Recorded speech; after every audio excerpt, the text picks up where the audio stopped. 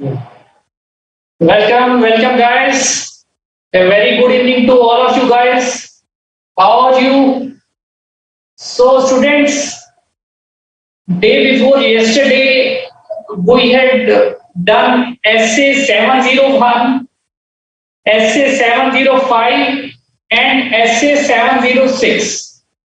So, we have already understood how key audit matters are communicated in audit report by understanding the contents of essay 701. We have also understood nature of emphasis of meta paragraph and other meta paragraph, and we have also understood how modification to the opinion of auditor is reflected in audit report.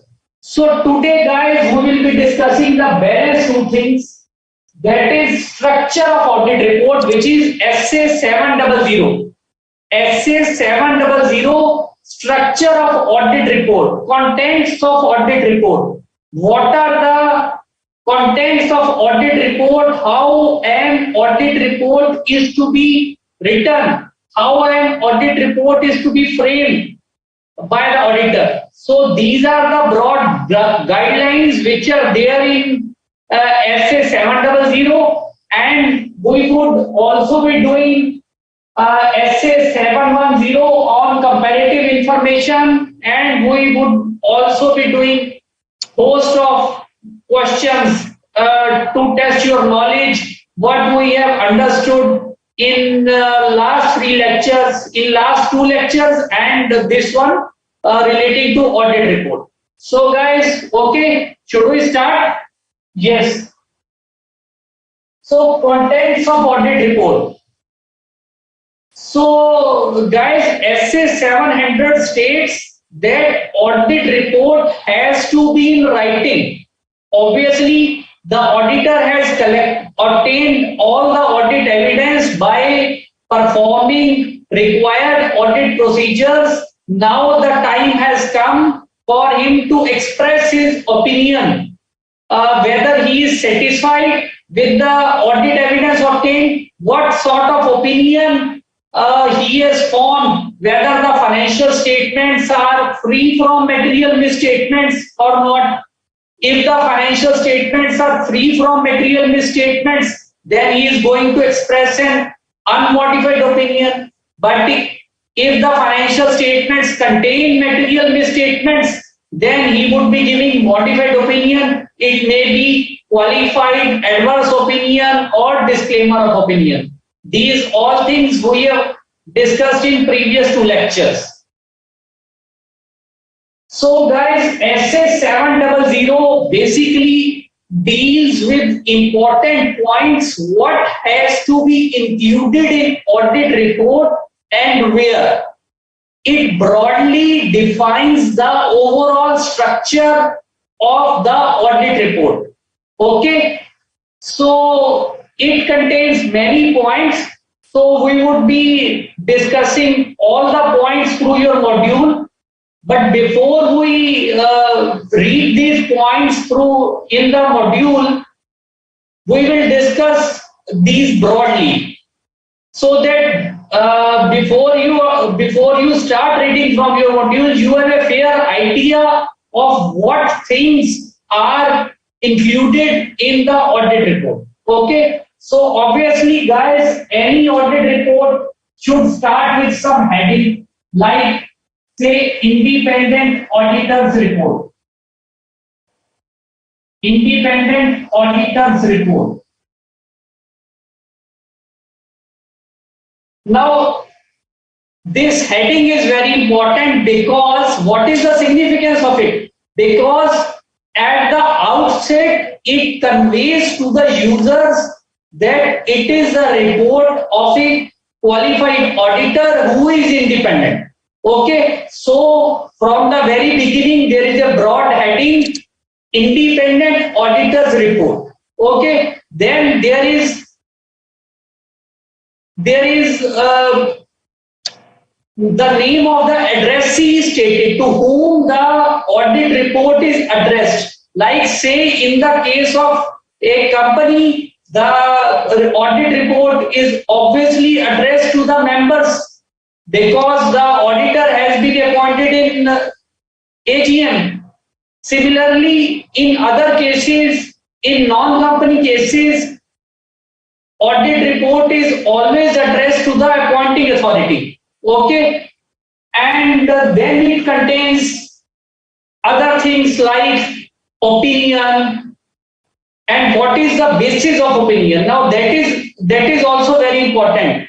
First, auditor gives his opinion whether it is unmodified opinion or modified opinion, and after giving this section, if it is unmodified opinion, then he would be charting out reasons why it is so, why it is unmodified opinion.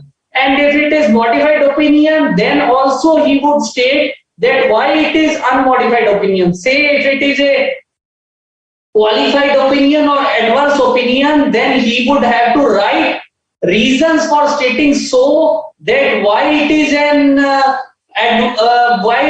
qualified opinion or adverse opinion. What is his exact finding that he thinks that he is giving a qualified opinion or adverse opinion? What are his actual findings? What are his actual observations which has forced him to express a qualified opinion or adverse opinion?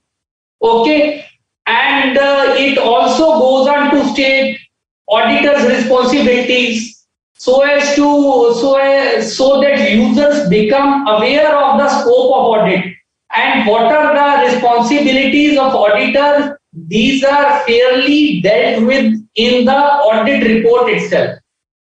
Then thereafter, the audit report also deals with management responsibilities. It clearly lays out that responsibility for preparation of financial statements lies with the management, and all the necessary controls which are in operation, these are also designed, implemented by the management, and management is responsible for all these things. It is also clearly laid out in the audit report so that users who are reading the report, there is no confusion in their mind, there is no ambiguity in their mind as to who is responsible for preparation of financial statements and what is the role of auditor vis-a-vis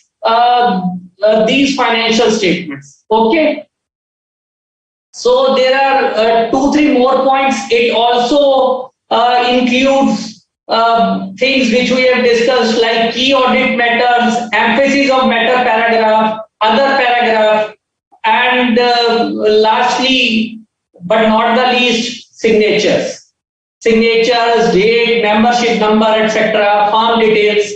So guys, we shall be discussing all these things one by one through your module. Okay, so now I would be sharing the screen with you. So now let us understand all these contents of audit report from your module. Okay.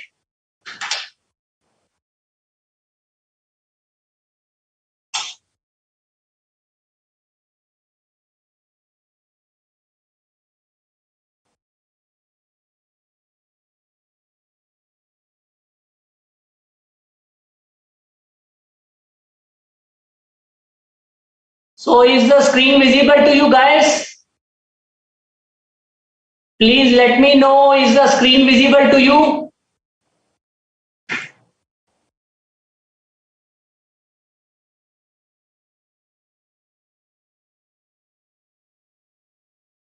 Yes. Okay.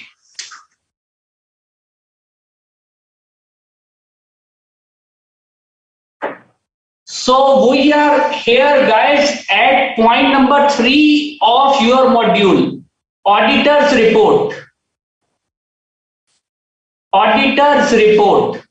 So the Auditors Report first of all, it states that auditor's report shall be in writing. Obviously, it is plain common sense. When the auditor is giving the report, it has to be in writing because it is a document. It has to be in writing. It can't be given orally. Okay. So SA 700 requires the use of headings which are intended to assist in making auditor's report more recognizable, to show that audit is conducted in accordance with the standards on auditing. So guys, this is very important because the whole work, efforts of auditor are being reflected in his audit report. It is only through the audit report that auditor is communicating his opinion. Now, whatever goes in forming that opinion, whatever procedure he has performed, whatever evidence he has obtained, now these are all part of his documentation, his working papers. So, but the final document, the final thing which would be in the public domain or which would be available to the appointing authority or to the other users, that would be his audit report. Okay. So what does it state? It states following things. There are following things, following subheadings like title. Title we have already discussed. Independent auditor's report, addressee, to whom the report is addressed. Then there is auditor's opinion, basis for opinion. What is basis of opinion? Then there is going concern. That if you have already understood the concept of going concern as per SA 570. So if there is some material uncertainty regarding going concern, so this has also to be reported here. Then there are key audit matters, responsibilities for financial statements, auditor's responsibility, location of description of auditor responsibility, other reporting responsibilities, signature, place, etc. So what we would be doing, we would be discussing all these points one by one as these are appearing in your module. Okay. So title. The auditor's report shall have a title that clearly indicates that it is the report of an independent auditor. This we have already discussed that normally there is a title, independent auditor report. Now at the first side it distinguishes auditor's report from other reports. The user gets an impression that it is the report of an independent auditor. It is a report of an auditor who has conducted the audit independently. Okay, is that clear? Now we come to second point, that is addressee. Addressee means the auditor's report shall be addressed as appropriate based upon the circumstances of engagement. Or it is quite possible that law or regulation under which the auditor has been appointed, it may specify to whom the report is to be addressed. Like we have discussed, in case of company, report is addressed to members of the company, to the shareholders of the company. Okay. So, or in any other case, it would be addressed to the appointing authority. Say, in case of a partnership concern, it may be addressed to the partners of the firm. Okay, because they are the appointing authority and the report would be submitted to them. Okay. So there is also an illustration given. Messrs. Smart and Associates are statutory auditors of so and so company. How will auditor address the audit report? Also give a title to the report. So again, the title to the report would be Independent Auditor's Report, and it would be addressed to the members of Hot Meals Limited. Okay.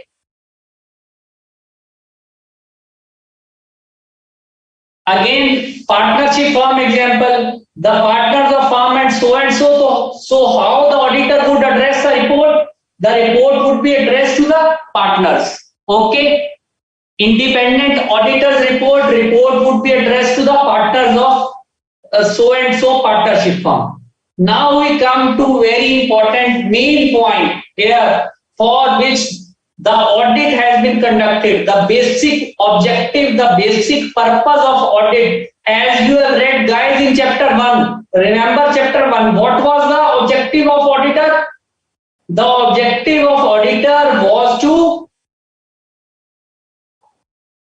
obtain a reasonable assurance that financial statements are free from material misstatements, and he has to clearly communicate this opinion, and he has to clearly communicate his opinion.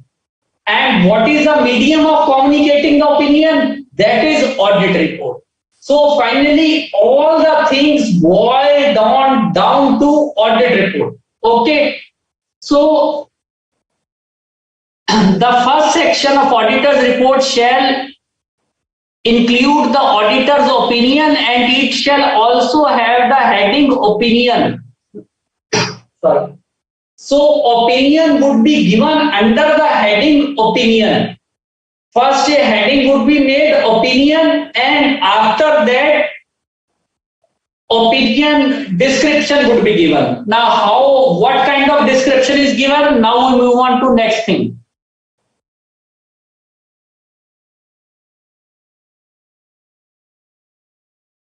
Now the opinion section of auditor report, what it would state before giving opinion, it would state that we have audited the accompanying statements of Messrs. Say XYZ Limited,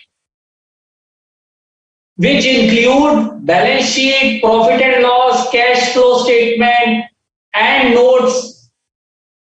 For the period, it would also state the period, date, year ending date. Okay. So 4 or 5 things are important which have to be compulsorily stated while expressing opinion.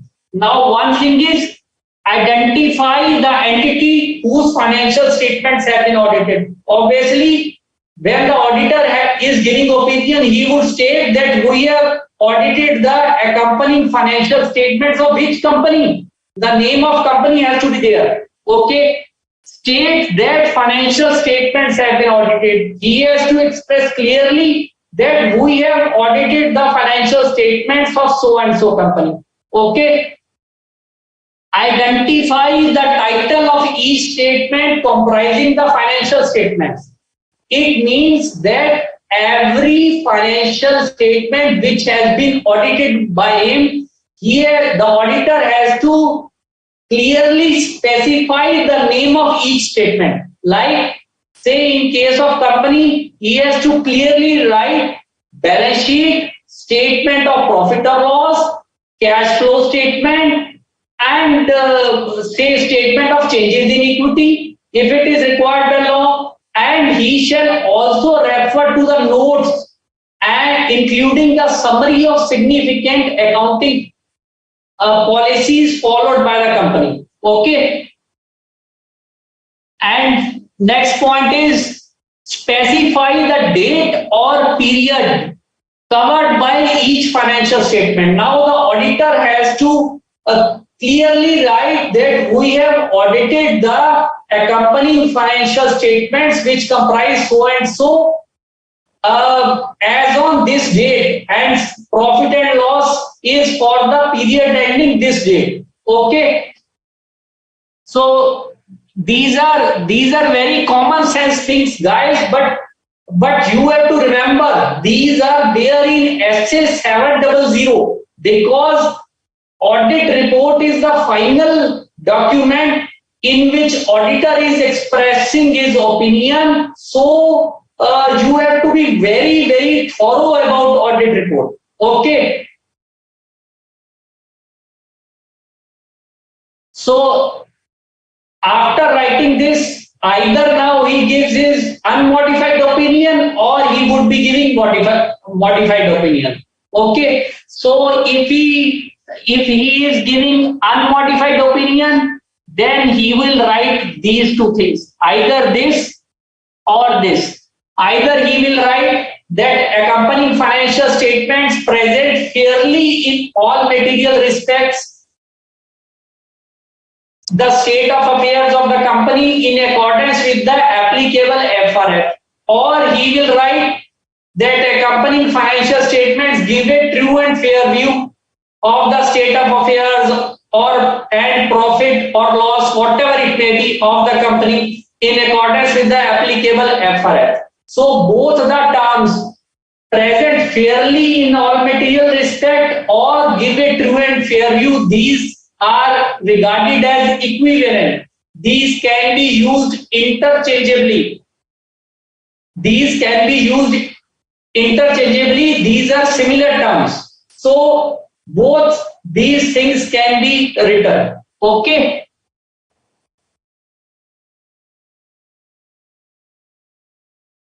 So next para is also important. So when an auditor, guys, he is giving an unmodified opinion, then this unmodified opinion is not to be diluted. He should not write something like this, subject to this. He should not give a conditional opinion so as to create confusion in the mind of users. When he is giving unmodified opinion, the opinion should be expressed without any conditions. If he is giving qualified, adverse, or disclaimer, then he should expressly state that he is giving qualified, adverse, or disclaimer. Okay, so when he is giving an unmodified opinion, it should not be such phrases should not be used like subject to or with the foregoing explanation, which suggests that the opinion is conditional, that some conditions are being imposed by an auditor. Okay, so that is very important. So is that clear to you guys? Please let me know, is that clear?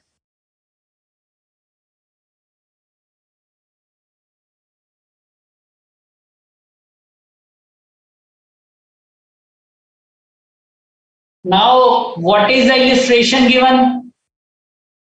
Messrs. So and so are the statutory auditors of Ringston Limited company engaged in manufacturing of something. The auditor started drafting the audit report. Now, CA Amitabh, the engagement partner, is of the view that financial statements represented true and fair view. Give the draft of the opinion. Now the illustration requires you to give a draft. How an unmodified opinion is to be expressed. Now what should be the precise language in which unmodified opinion is to be expressed? Now it would read like this. This is example of unmodified opinion.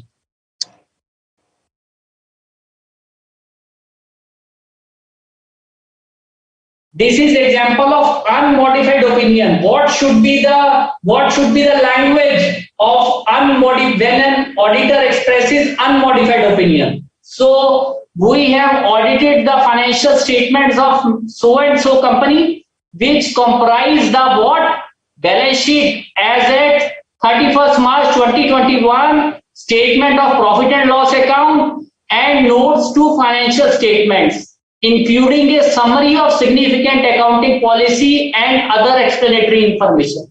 Now guys, remember this language identifies each and every financial statement which has been audited by the auditor. Okay, and it also states the period, the date 31st March 2021. It also identifies the name of the company, which is whose accounts are being audited. Okay, it also refers to a summary of significant accounting policies. So now what is the opinion? Now here is the opinion. In our opinion and to the best of information and according to the explanation given to us, the aforesaid financial statements give information required by the Act. Required by the Act means because these are the this is the audit report of a company. It means Companies Act 2013 in the manner so required and give a true and fair view in conformity with the accounting principles generally accepted in India. Of what? Of the state of affairs of the company, because balance sheet reflects always state of affairs of the company as on date, and the position of profit or loss is reflected from the statement of profit and loss ending on that date. So it states of the state of affairs of the company as at 31st March and profit and loss account for the year ending on that date. So guys, you have to understand and remember this language. This is a standard language and it is used in every type of audit report. Okay, so after the auditor expresses his opinion, he has also to give basis of his opinion, how he has arrived at this conclusion. Now the opinion expressed as we have discussed is unmodified opinion. Now how the auditor has arrived at unmodified opinion, he has also to describe it. So basis for opinion is a separate subheading in the audit report. Okay. So the auditor's report should include a section following the opinion section with the heading basis for opinion. Obviously, basis for opinion would follow opinion section. First opinion will come, then basis for opinion will come. Okay, because if say the auditor is expressing modified opinion, then he would be stating in this point basis for modified opinion. Now in this case, since he is giving unmodified opinion, therefore only basis for opinion has been stated. Now here he has to state that audit was conducted in accordance with essays. Okay, and he has also to refer to that section of audit report which describes auditor responsibility. He has also to state that auditor's responsibilities are separately described. Okay, we will be coming to it later on when auditor's responsibility comes. And most important thing, he has to state while giving basis of his opinion that the audit has been conducted by him independently. It is independent of the entity in accordance with the relevant ethical requirements. Okay, that is very important because the audit report starts with the heading independent auditor report, and therefore in the basis for opinion section also the audit report has to include a statement which categorically states that auditor is independent of the entity and audit has been conducted in accordance with the relevant ethical requirements. Okay, and then he has to state the most important thing which we have been understanding and reading from the beginning of auditing classes, that audit evidence which he has obtained during the course of audit is sufficient and appropriate. Guys, the auditor always obtains sufficient and appropriate audit evidence. It only enables him to express an opinion. It only enables him to form an opinion which is expressed through audit report. Okay. So guys, you have understood the opinion section and the basis of opinion section. Now we will also see here a small example is given. It is the same thing, guys, which we are discussing. So I am going to skip it.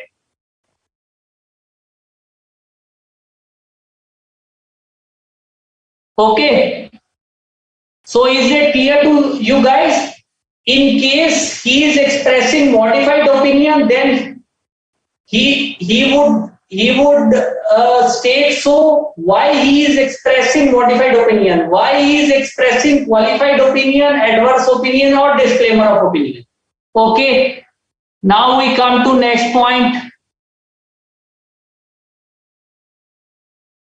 Going concern. Now, where applicable, the auditor shall report in accordance with SA 570, guys, which you have already studied earlier. So, we would refreshen up our knowledge. So, the going concern concept is, students, you would do well to remember that financial statements of a concern are prepared keeping in mind that the concern would continue to operate its business in the foreseeable future. So it is the basis on which financial statements are prepared. Okay, it is the basis on which the accounting is carried out, and the concern, the company, it has no it does not intend to stop its operation in near future. So this is the basic broad concept of going concern. Okay, so the auditor has to see whether the going concern concept, on the basis of which the management has prepared the financial statements, whether it is appropriate, whether the concern or company will be able to realize its assets and discharge the liabilities in the course of business. Okay, so the auditor shall evaluate that assumption. Okay, if the auditor thinks that there is some uncertainty, there is some material uncertainty exists which impacts this judgment, then he shall disclose the nature and implication of this uncertainty. If he is doubtful of the going concern ability of the company, then he has to disclose the nature and implications of the uncertainty, and this has to be expressly stated in the audit report. Okay.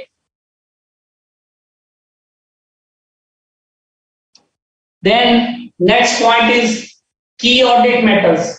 SA 701. We have already discussed it in greater detail day before yesterday. So key audit matters, guys. Once again, key audit,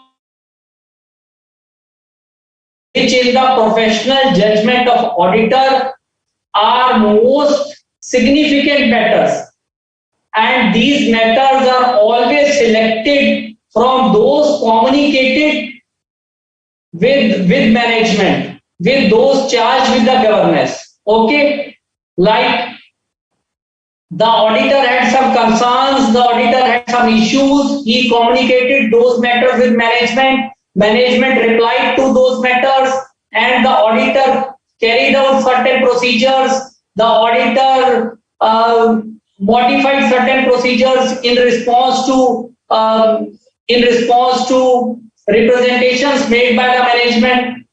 So some of those matters, such matters might be significant, these might be important.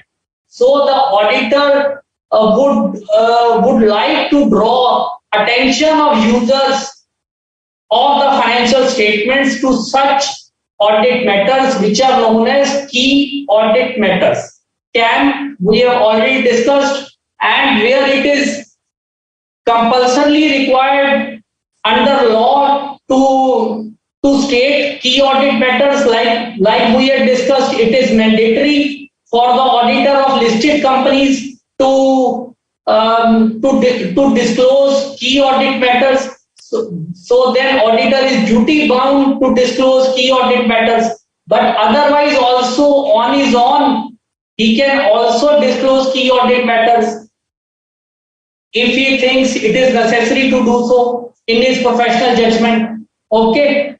So law may require that key audit matters may be disclosed, or the auditor may disclose it on his own. Okay.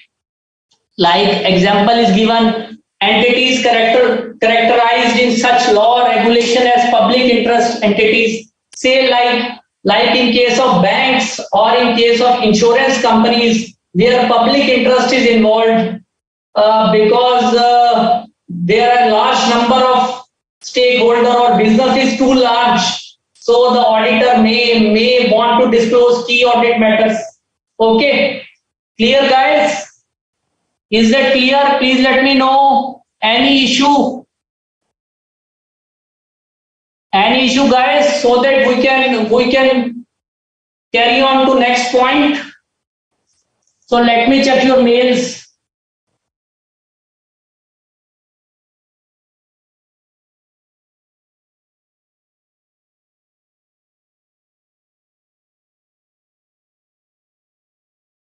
Yes.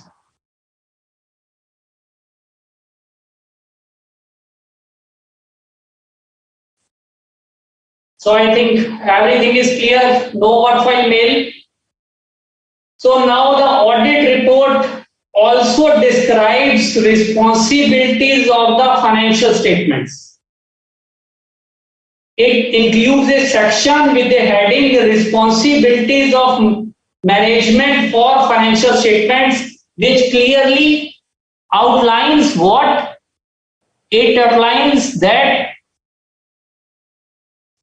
it has to clearly state that preparing the financial statements in accordance with applicable FRF is the responsibility of management. But guys, you have to understand, this is very important. This we understand that responsibility for preparation of financial statements is of management. But by writing so, but by documenting so in the audit report, the users get a clear-cut message. The users of the financial statements get a clear-cut message that financial statements have been prepared by the management, and the internal controls are also the responsibility of the management.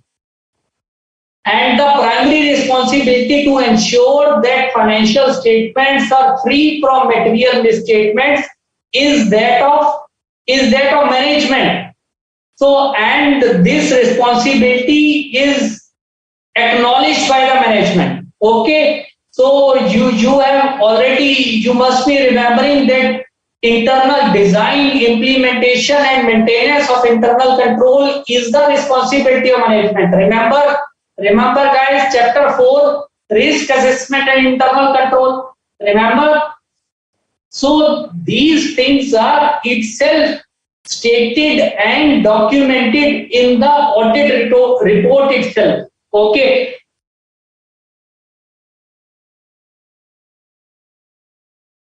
Assessing the entity's responsibility to continue as a going concern. This is also there, we have already discussed that primary responsibilities is of management, because management is preparing the financial statements on the assumption that the company, that the concern would continue its operation in foreseeable future. It is not going to curtail its operations. So the auditor only assesses those assumptions, whether the assumptions followed by management are correct or not. Okay, whether these are appropriate or not.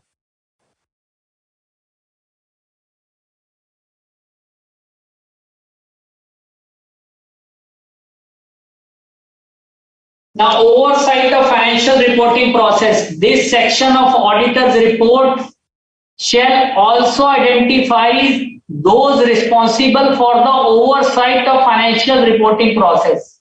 When those responsible such oversight are different from management. Say when the people who are responsible for preparation of financial statements are different from management, then the auditor shall also refer to those charged with governance. Okay, those charged with governance or any such other term. So here some example is given, illustration is given. Some companies engaged in manufacture of detergent. Now Messrs. So and so are the statutory auditors of the company. Explain how the paragraph related to management's responsibility will come in the auditor's report. Now we shall see what is a standard language. What is a standard language relating to management responsibility?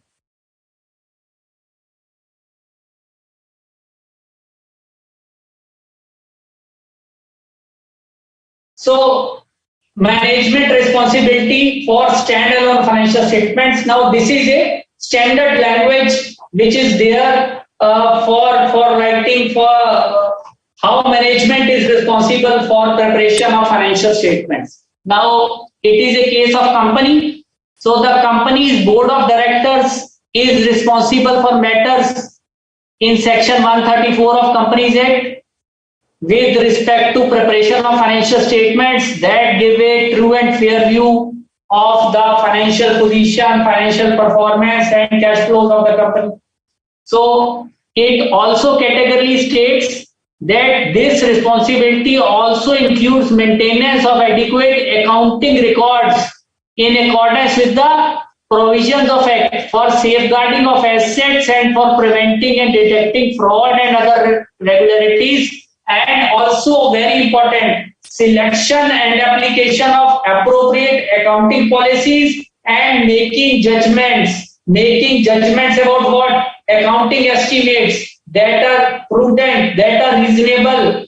Okay, and not the least, maintenance of implementation and maintenance of adequate internal financial controls. This we have already read, guys, in chapter 4, and you have already read it in chapter 10 on company audit. The auditor has to separately report whether the internal financial controls were operating effectively or not, but the primary responsibilities of internal financial controls is of the management. The management has to ensure that internal controls were operating effectively so that whatever information, whatever accounting information is being produced by the records, it is reliable, it is accurate. Okay. Okay, guys. So is that clear to you guys?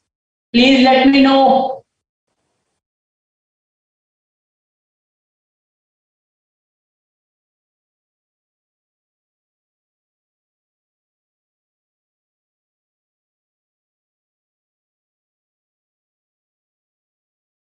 So now we come to auditors' responsibilities for audit of financial statements. Now, first we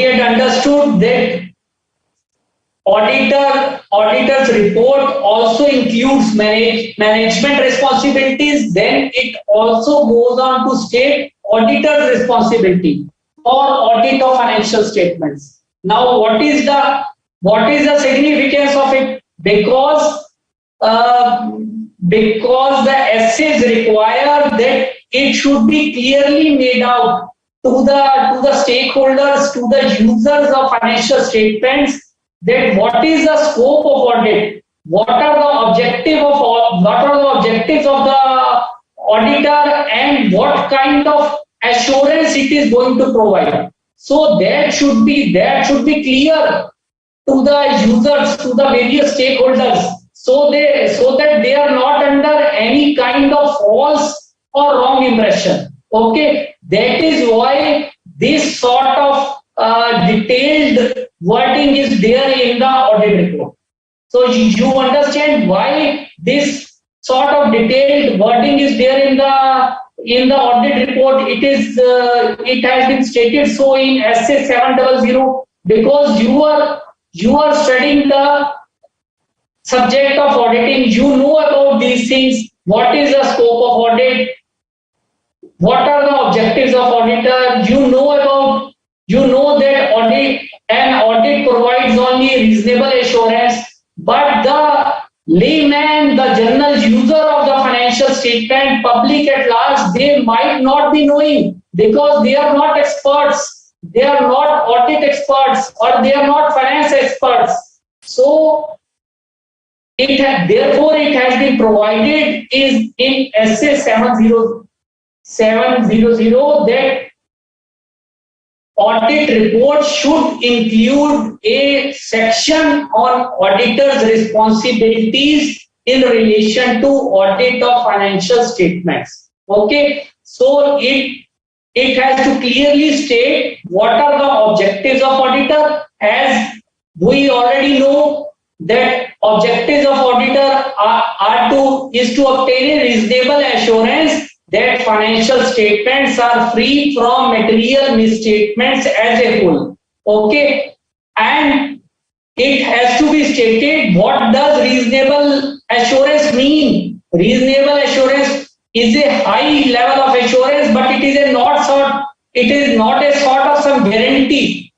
It is not a sort of some guarantee that there would not be misstatements. Even in audited accounts, there can be misstatements, but what the auditor at best is giving, he is providing a reasonable assurance, which is to be distinguished from absolute assurance. It is not an absolute assurance, it is only a reasonable level of assurance, although reasonable level of assurance is also a high level of assurance. Okay. So these are all the three things: objectives of auditor, reasonable level of assurance is high level of assurance and not guarantee, and that misstatements can arise from fraud or error. You already know, you have read many times. So these are all the things which we were discussing recently. Obtain reasonable assurance about whether financial statements as a whole are free from material misstatement. Issue an auditor report that includes the auditor's opinion, and also to state that reasonable level is a high level of assurance and misstatements can arise from fraud or error. And auditor responsibility section, he has to further state that auditor has exercised professional judgment and he has maintained professional skepticism throughout the audit. He has been alert. He has exercised professional skepticism throughout the audit. He was alert to the risk of misstatements arising due to fraud or error, and he has accordingly applied his audit procedures. Okay. So again the same thing, describing an audit by stating auditor's responsibility. Describe auditor responsibilities in group audit. Say if it is a group audit, these are not standalone financial statements, then in case of group audit also he has to describe the auditor's responsibilities. And all these parts we have already discussed.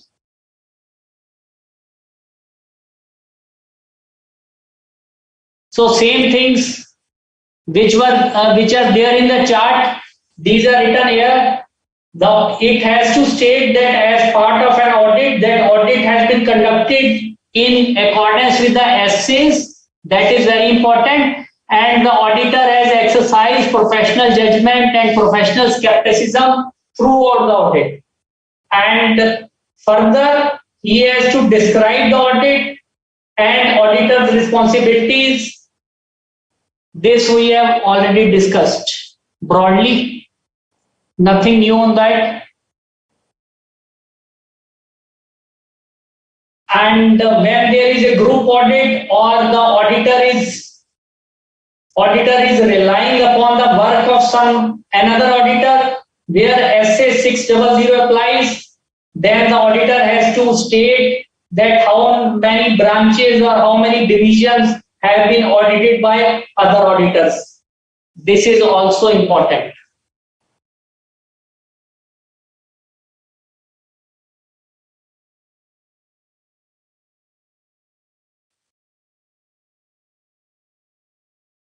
So guys, you are seeing how fairly detailed manner SA 700 states auditors' responsibilities have to be discussed in the audit report. Okay, so these are not to be discussed in a cursory manner. These are to be discussed in a detailed manner. Okay.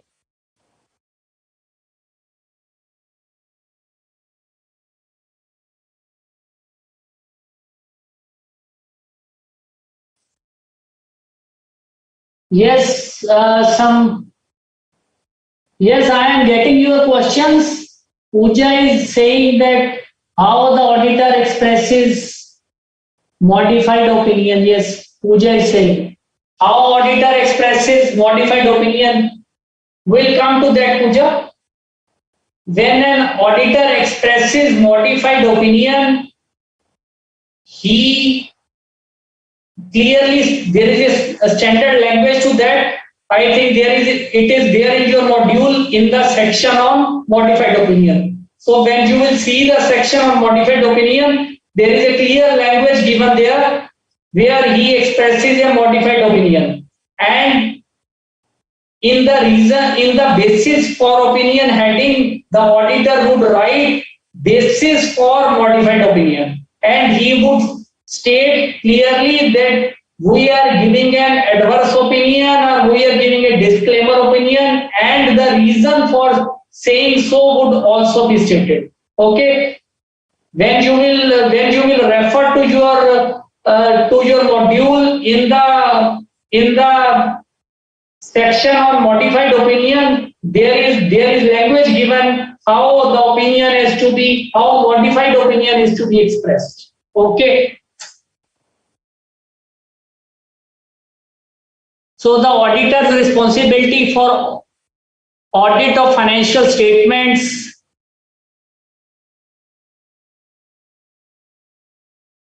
it has to state that auditor communicates with those charged with governance among other matters, and in case of listed entities, state that auditor provides those charged with the governance with the statement that auditor has complied with all the relevant ethical requirements. Now this is very important. In case of listed companies, auditor has to clearly state to the management, he has to clearly inform them that he is independent and all the relevant ethical requirements have been complied with the auditor, and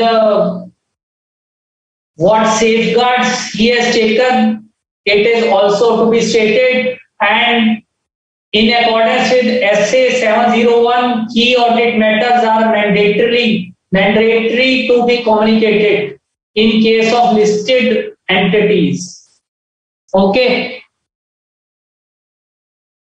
And now next thing is location of description of auditor's responsibilities. Now you would say, what is this location of description of auditor's responsibilities? Now there could be a possibility that the auditor is writing auditor's responsibilities within the body of the report, within the main report. So when the auditor is writing the responsibilities within the body of the report, he can write so. But it is not compulsory that always auditor's responsibilities are given in the main body of the report. He can there is also an option that he gives the auditor's responsibilities in a separate appendix, and in the main report he gives reference to that appendix. Okay, within an appendix to the auditor's report, in which case the auditor's report should also include a reference to the location of appendix. It only means that, say, the auditor's responsibilities are more appropriately described in appendix 1 attached to the audit report. So he can make this write like this, or he can write all the responsibilities in the audit report itself. Okay. Or there is a third possibility also. He can provide he can link it to some website where the law expressly allows him to do so, that the responsibilities are there in this website. He can give description of that website, where the law or auditing standards of that company, of that country provide him to do so. Okay.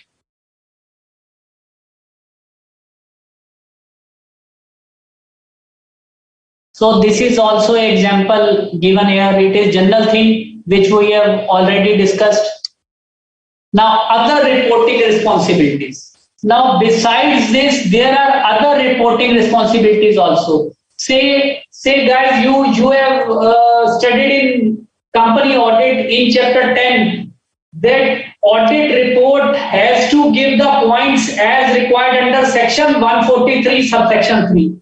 Now, in case of company audit, these also form part of the audit report. So, when the audit is being conducted in accordance with the Companies Act 2013, then all those points which are there in section 143 subsection 3, these are also to be stated. And it might happen so that in case of a manufacturing company, CARO 2020 is applicable. So, or it is another kind of company to which CARO 2020 is applicable. So in that case also, CARO 2020, all points would have to be answered and observations given. So these can always be given as an annexure, as an appendix. So this is the meaning of other reporting responsibilities. Now, not the least, signature of the auditor. The auditor report has to be signed. And how it is to be signed? It is obviously signed by some person, some partner. So the auditor report is signed in the personal name of the auditor and in the name of the firm. Now say the auditor would sign it as under like for XYZ and Associates, Chartered Accountant, X partner. So the partner would be signing on behalf of the firm. Partner would be signing on behalf in name of the firm. The audit is being conducted by the firm, but signatures are done by the partner. Okay. So the report is signed in the personal name of the auditor and in the name of the audit firm. Okay. And the partner who is signing the report, he has to give his membership number of ICI, place of signature. Now he has to also,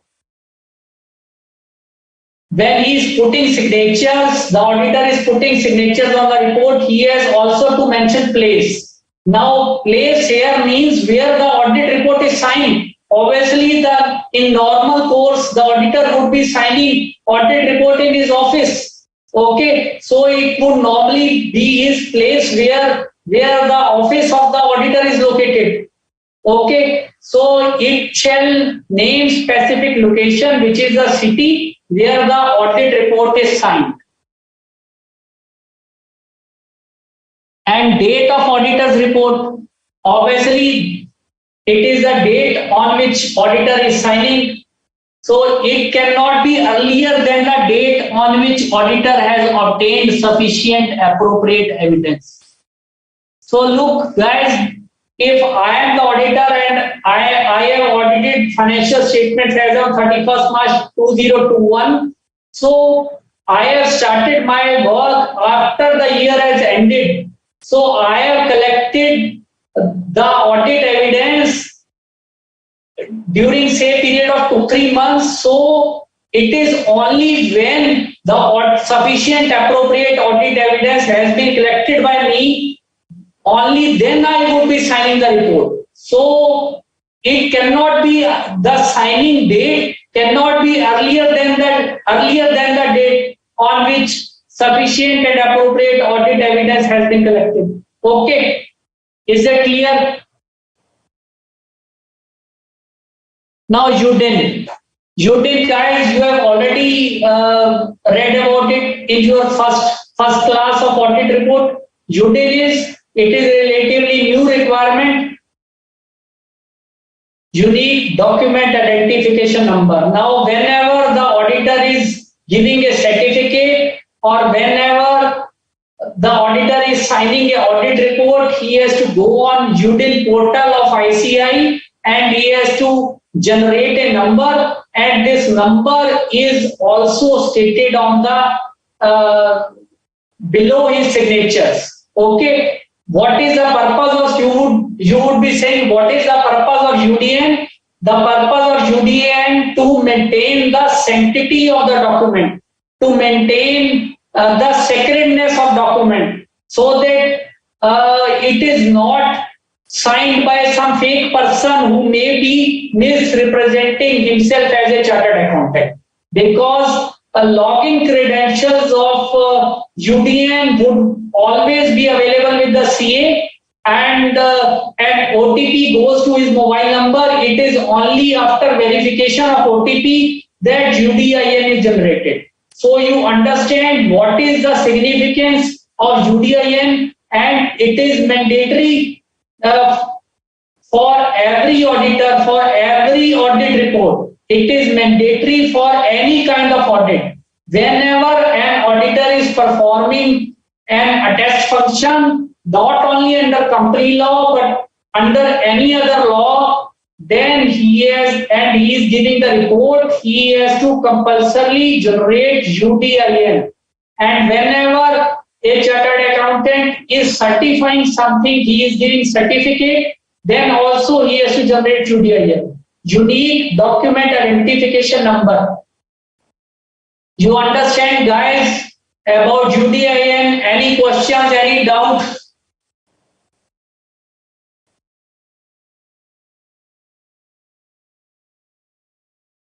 Yes guys, please let me know.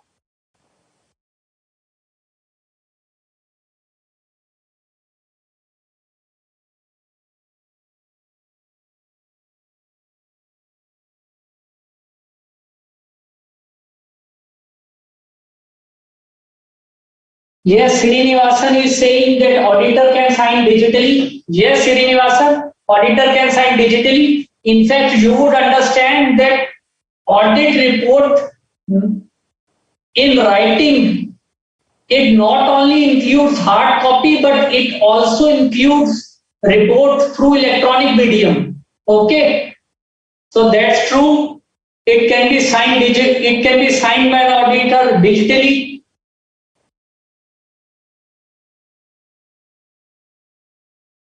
So this is here, auditor's report prescribed by law or regulation.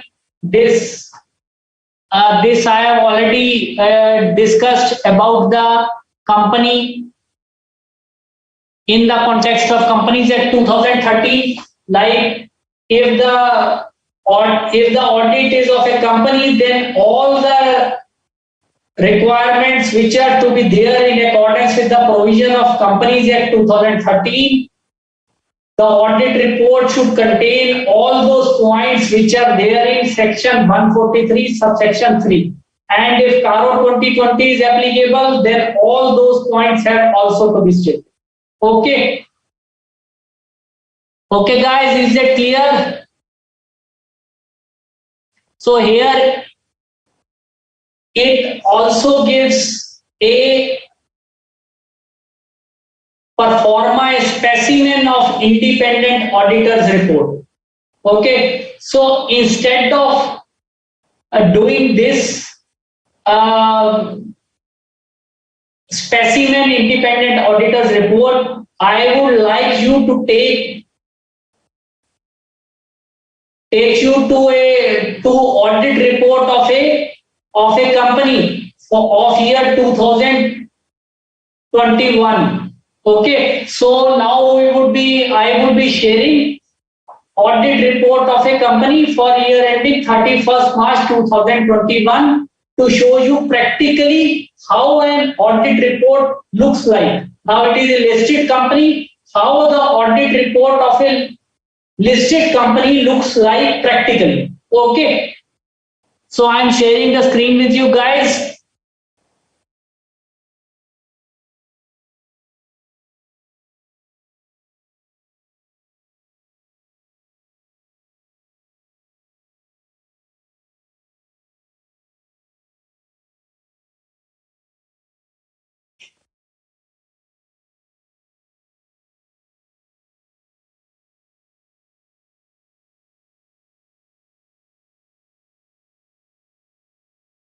So guys, you can see here independent auditor's report. First thing is it is addressed to the members of the company. Now we will see here. First, here opinion is given. I'll enlarge you and we will show you a basis for opinion. Now, what does it say? Say basis for opinion. Now again, you can see the same language. I'll enlarge the screen a little bit further. We conducted our audit of financial statements in accordance with the standards on auditing. Our responsibilities are further described in Auditor's Responsibility for the audit of statements.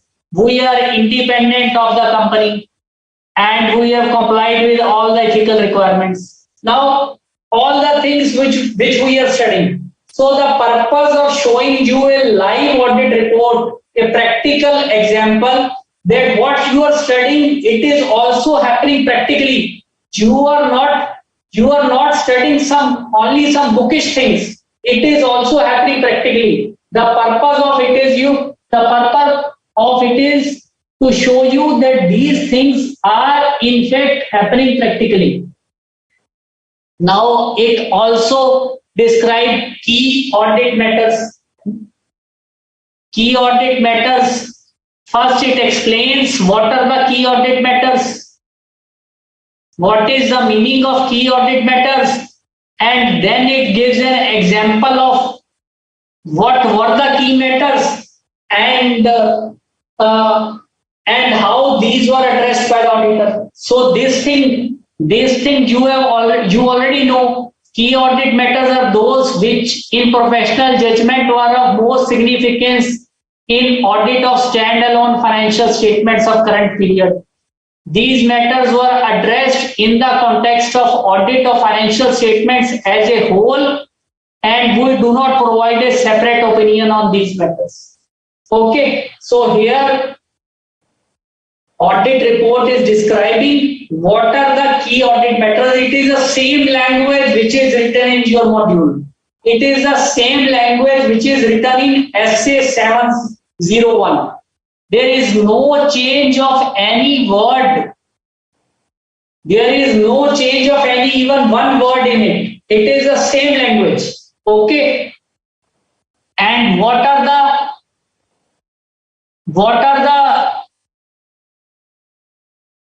key audit matters which has been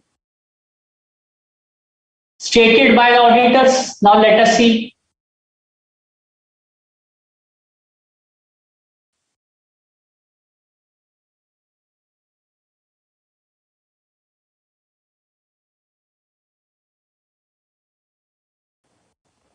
Now key audit matter here is uncertain tax positions. So there is say some litigation going on in respect of income tax matters.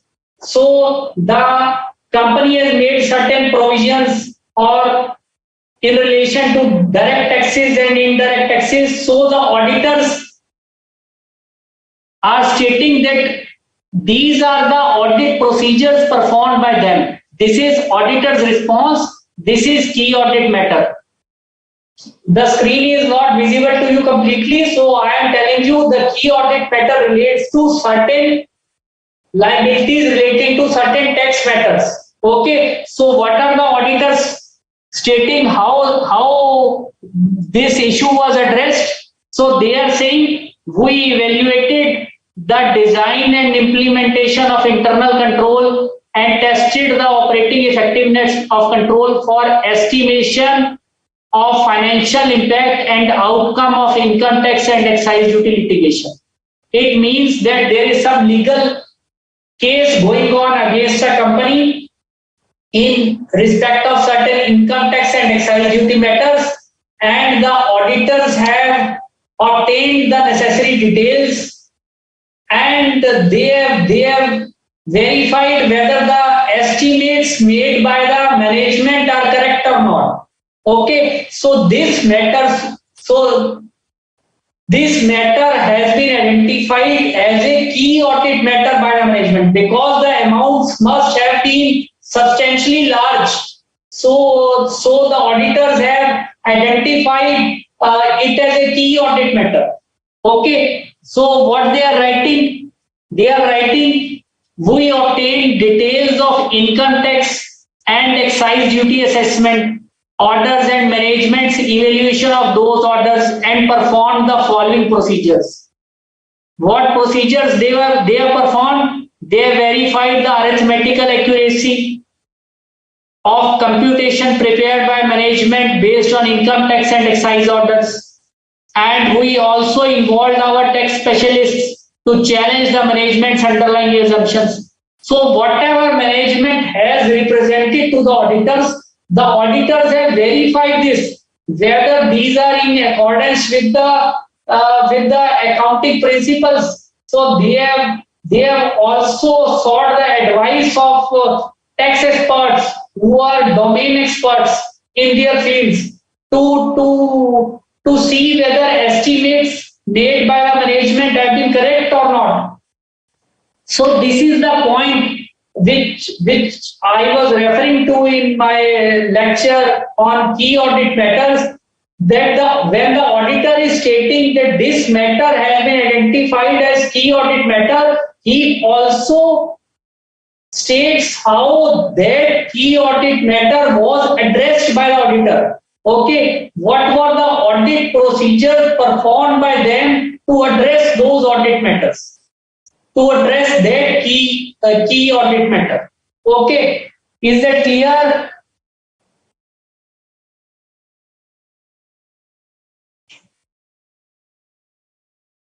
Please let me know, guys.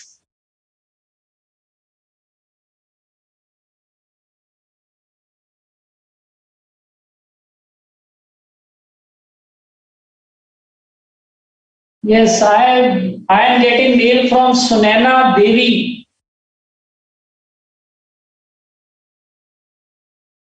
You are from Western region, Sunana. I got your message from the first time. What is your query? You are watching auditing class. Please let me know what is your query. Please let me know what is your query. This is the first mail I am seeing of yours. Please let me know what is your query. Okay. And again, the auditor reports describes management's responsibility, and it also describes auditor's responsibilities. Okay, as we have discussed. So is that clear to you guys? Okay. So now, guys, before we move on to our next topic, are you ready for doing some questions? So let us do some questions. So I am sharing the screen with you.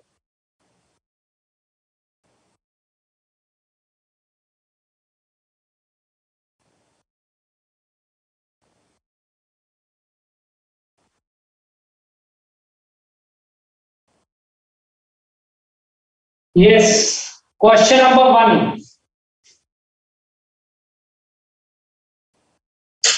Question number 1. Correct, incorrect. You have to state. The statement is UDIN is required to be generated in respect of audit of companies only, whether public or private. Whether this statement is correct or not. Please let me know. Please let me know.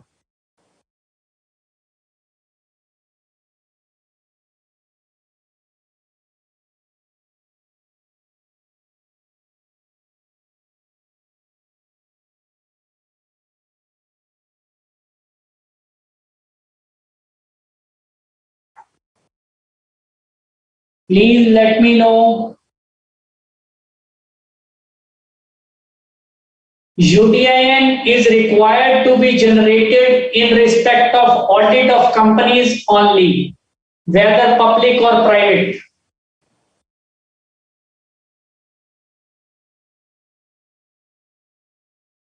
Guys, when you are writing correct or incorrect, also try to give some reason for your answer. Maybe few words so that I can get an idea that you have understood the reason and logic behind the answer.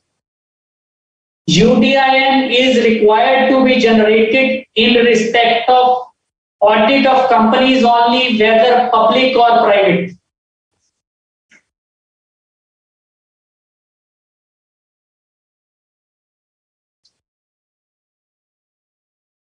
Only 4 or 5 mails till now. Please let me know. Yes, guys. Are you still logged in? UDIN is required to be generated in respect of audit of companies only, whether public or private. Only 5 mails. Unique document identification number is required to be generated in respect of audit of companies only. In other cases, if the statement says that UDIN is applicable to only company audits, it is not applicable to non-company audits. Is it correct or incorrect?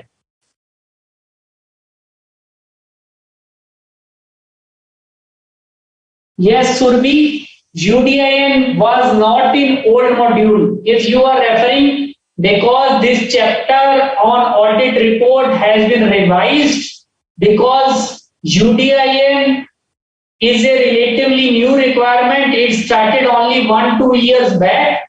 So in old modules, when old modules were designed, UDIN requirement was not there. However, it started about 2 years back, so that is why in new modules the concept of UDIN has been detailed. So you have to refer to new modules, because whenever a new thing comes, guys, you have to understand it becomes very important for examination from examination point of view. Okay. Yeah, Jaspreet, your queries are reaching me. Tell me, what is your query? Tell me. No, this statement I have already told you when you would be studying about UDIN, this statement is incorrect. I have told you that UDIN has to be generated by the chartered accountant for every audit, for every type of a test function, be it a company audit, be it audit of a partnership firm, be it audit of a proprietorship firm, or it be a audit of a listed company or a private company or an unlisted public company, any type of organization. Whenever the chartered accountant, whenever an auditor is conducting an audit, he is signing audit report, he is performing a test function, then UDIN has to be compulsorily generated. It is not limited to audit of companies only. Besides, for any kind of certification work, when a CA gives certificate, he has also to generate UDIN, unique document identification number. Okay, so it is clear to you. For every kind of audit, UDIN is applicable. It is not restricted to companies only. Okay, is it clear? Now, question number 2. Key audit matters can be reported only for listed companies. Now, whether this statement is correct or incorrect, let me know. Key audit matters can be reported only for listed companies. So the statement says only in case of listed companies the auditor has to report key audit matters. Only in case of in other cases the auditor cannot report. Is this true or wrong? Tell me.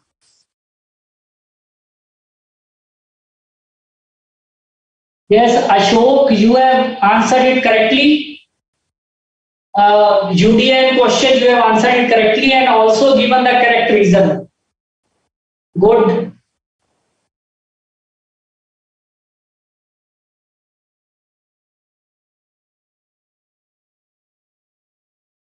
Yes. Anu Gupta, any problem relating to this chapter, you can ask. Audit report.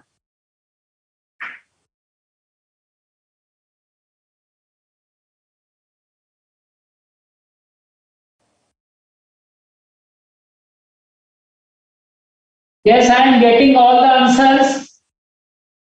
All the answers, it is not possible for me to name everybody. Students, please remember, you do your work. Key audit matters can be reported only for listed companies.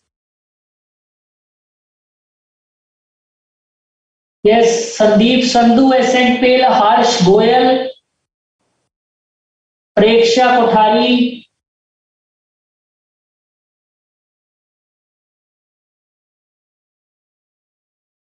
Khushi Pooja. Just do not jump the question, students. Answer as we go forward. Do not try to answer questions in one go because I will not be able to respond. So we are taking every statement step by step.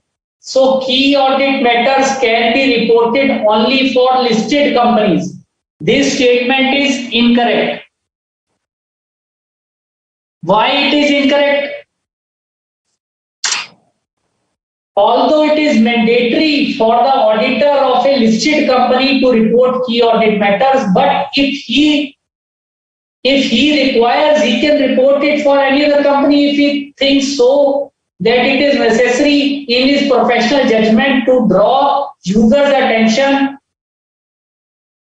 to some important, significant matter. He can always highlight. There is no bar on him. But in case of listed companies, it is mandatory for him to report. In other cases, it is not mandatory, but he can. Okay. Clear? So number 3. Place of signature. Place of signature in audit report of a company refers to the place of registered office or any other place where books of accounts were kept by the company and made available to auditors for audit. Tell me whether this statement is correct or not. When the statement says when the auditor is signing the report, so on one side there is name of place. So what should be the name of the place? What should be the name of place where books of accounts or companies are kept? The statement says so. Where the auditor has conducted the audit, he has gone there and he has conducted audit at the place where books of accounts are kept. So that place would be mentioned. Is this statement true or false? Tell me. Yes, Tanu, you have answered exact reason of question number 2. Congrats to you. You have written that key audit matters can be reported for other companies also if the auditor requires, but it is mandatory for listed companies. Correct reason. Perfect. Question number 3. Only three, 4 males. Rohan Jain, Harsh Goyal, Pooja, Surbhi, Tanu. Yes, the answer to this question is that this is also an, you have answered correctly, incorrect statement.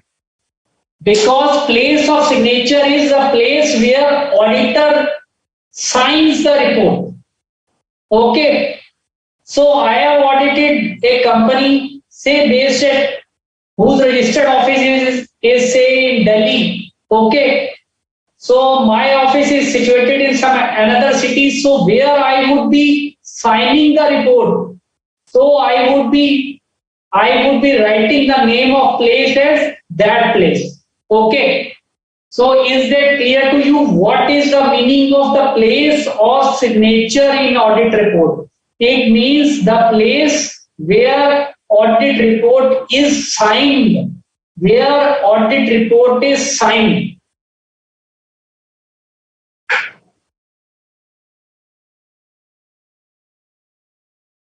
Sandeep Sandhu, you have also answered correctly.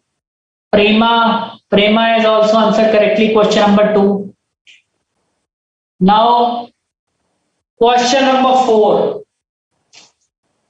Now, this is slightly practical question. I have thought it to include it in because I found it interesting to test your common sense. Say, you have read about UDIN. Okay. So, the audit is conducted by a partnership firm, by an audit firm which consists of partners. Okay. In case of partnership audit firm, it means that the auditor is a partnership firm. UDIN is generated by an audit firm using login credentials of the firm. So it is a practical question. I will myself explain to you, and I will not wait for your answers. So you have to understand that, guys, that at UDIN portal, every member, every chartered accountant, every member who is in practice, he is given a login credential, and firm is not given a login credential because the audit report is signed by individual member. Say if I want to generate a UDIN, so I would log in with my login credentials, with my membership number, and I would be generating UDIN on behalf of my firm. The firm is not going to log in. There are no login credentials of the firm. The login credentials are for the members. Okay, so this statement is incorrect.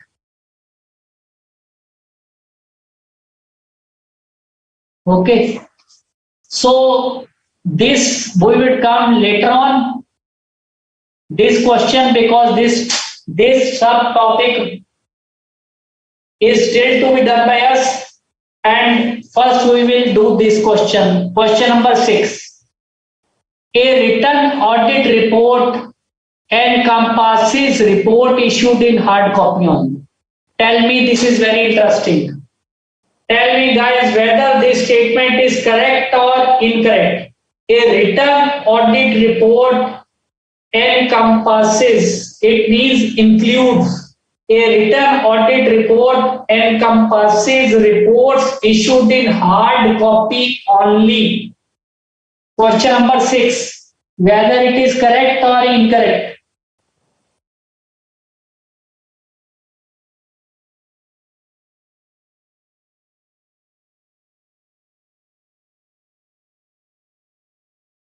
A written audit report encompasses reports issued in hard copy only. Whether this is correct or incorrect, let me know. Question number 6. 5 minutes. 5 minute बाद 2 minute बाद break. A written audit report encompasses reports issued in hard copy only.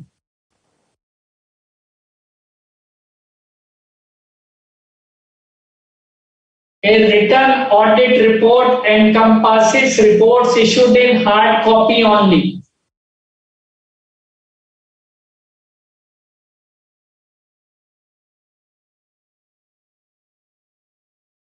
Yes, what should be the answer, guys? Pooja, Harsh Goyal, Sandeep Sandhu. As you are writing correct, incorrect, please also give reason why it is so that I can know the logic behind your answer. Because if in the examinations, if your answer is if your reason is wrong, then you would be getting 0. Reason has to be correct. Proper reason has to be given. Only then you would be given credit. A written audit report encompasses reports issued in hard copy only.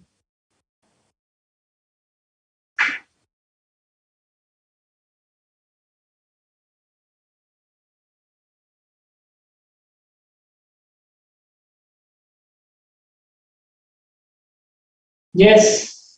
Now the correct, this statement is incorrect. This is also incorrect. Now Rohan Jain, you have given right to the point reason. Congrats to you. The correct answer is a written audit report encompasses reports issued in hard copy and reports in electronic medium also. It is expressly provided in SA 700 that written audit report means report in hard copy and in electronic medium also. So Rohan Jain has answered it correctly.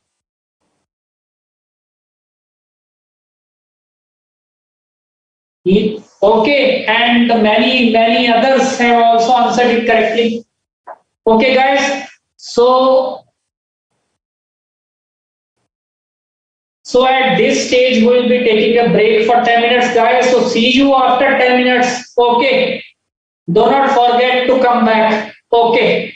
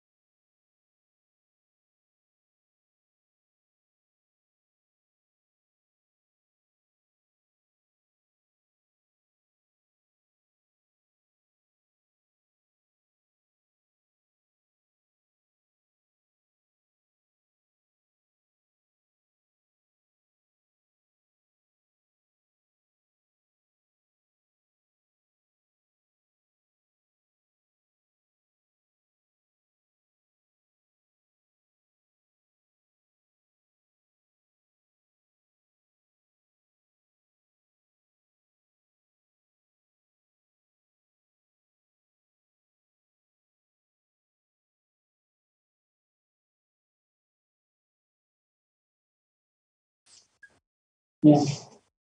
So welcome back, guys. So first of all, guys, I received mails from two students. So you might also be able to view those mails. I think one student is Srishti Gandhi. She is of November 21 batch, and she is writing that she has got 70 marks in the audit paper, and she has cleared both the groups. She has got 70 marks in the audit paper, and she is also stating that VCC classes have been very helpful to her. Okay, guys, and she has learned how to think analytically, logically by attending these classes. Guys, you can take cues from her how diligently she has prepared, and I would like to congratulate Srishti. And one student is, if that mail also pertains to Srishti, I remember your name, Srishti Gandhi, because she was also posing a lot of queries. She was regular in attending classes and posing a lot of queries in mails every time. Uh, so I remember her name, and another student is Mohammad Qureshi. If he is also referring to auditing classes, Mohammad, I am not, I do not remember, sorry, your name, because you might have seen the recorded lectures if you are saying about auditing classes. Okay, so guys,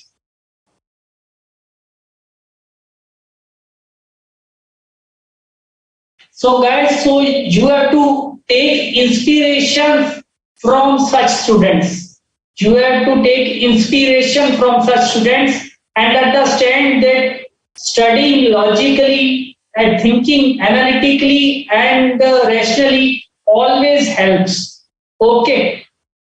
So now I have shared with you January 21 auditing paper. So we would be doing some questions which are relevant to a chapter on audit report, which are there in this question paper of January 21. Okay. So one question is this. This is correct, incorrect? H. So what is this? You have to state that whether this statement is correct or incorrect. Communicating key audit matters is a substitute for the auditor expressing a modified opinion when required by the circumstances of a specific audit engagement in accordance with SA 705. Fairly simple question. This has come in January 21. Correct, incorrect? So whether this statement is correct or incorrect.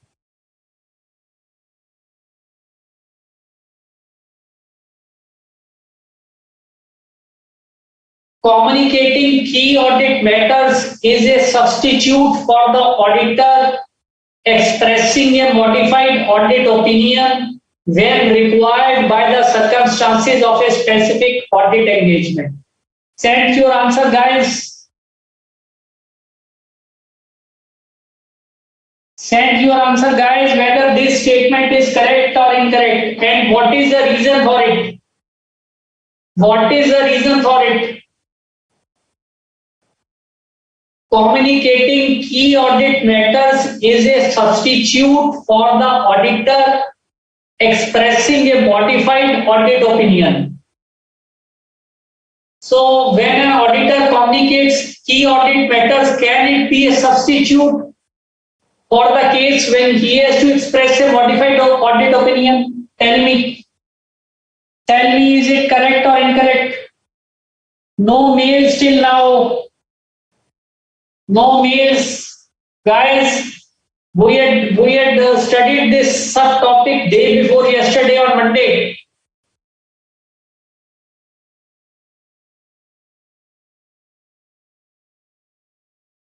Just 2-3 mails. Srinivasan K, Sandeep, Sandhu, Harsh, Goyal. What about others? What about other guys?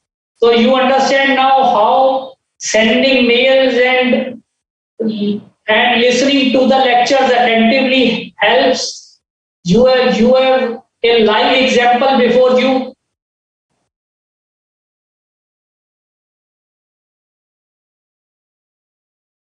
Only four mails. Srinivasan K, Sandeep Sandhu and Harsh Goel. What about others? So answer to this is this statement is incorrect. When opinion has to be modified, when auditor has to modify his opinion, he cannot get away by simply stating that matter in key audit matter. When he has to modify his opinion, he has to. There is no other option. He has to. He cannot get away by simply by putting it in the heading under key audit matters. Okay. It is not a substitute. And next question is, which is relevant to this chapter.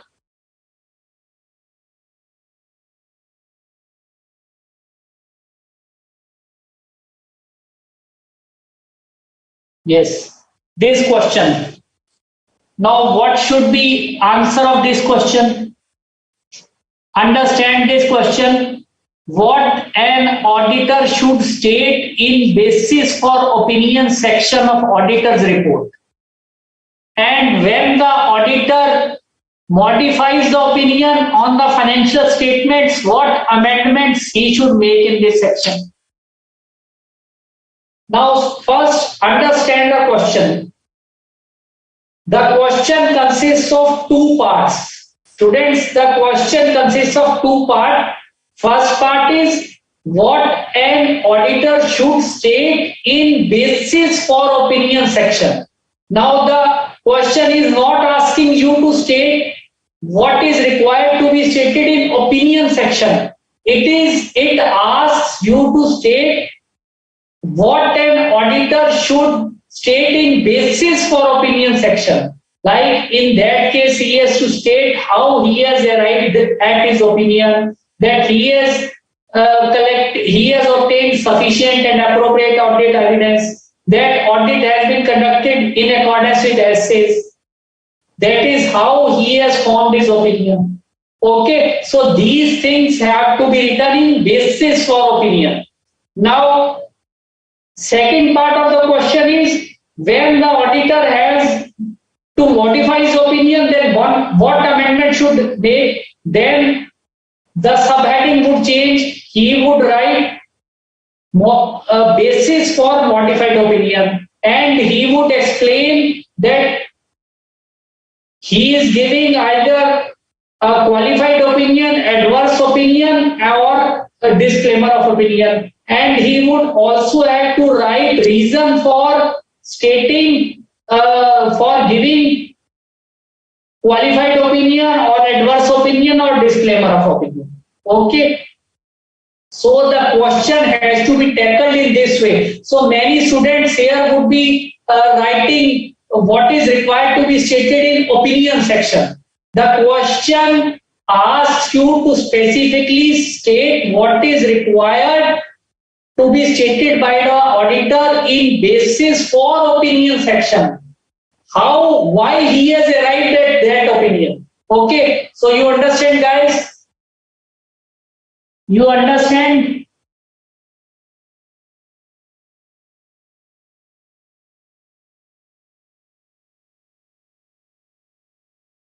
Yes, Sandeep Sandhu, you have answered correctly. Sandeep Sandhu, you have sent the answered correctly. Good. And now we will see another paper.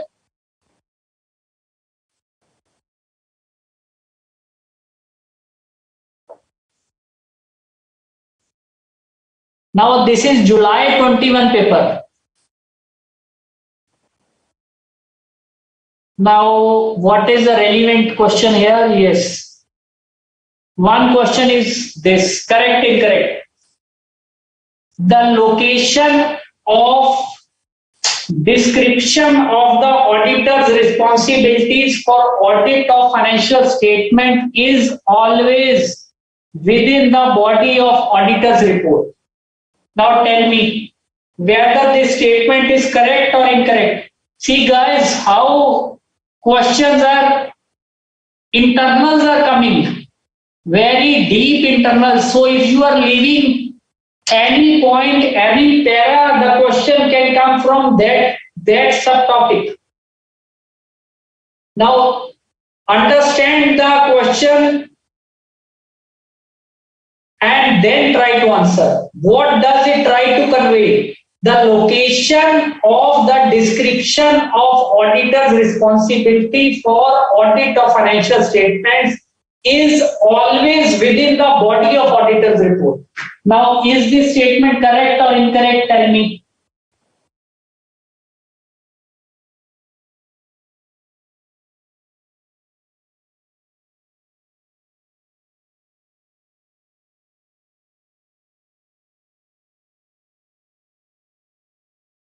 Yes, Pooja is writing essay 710 is not done. Pooja, we will be doing shortly.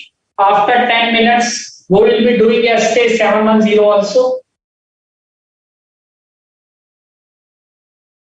The location of description of the auditor's responsibilities for the audit of financial statements is always within the body of auditor's report.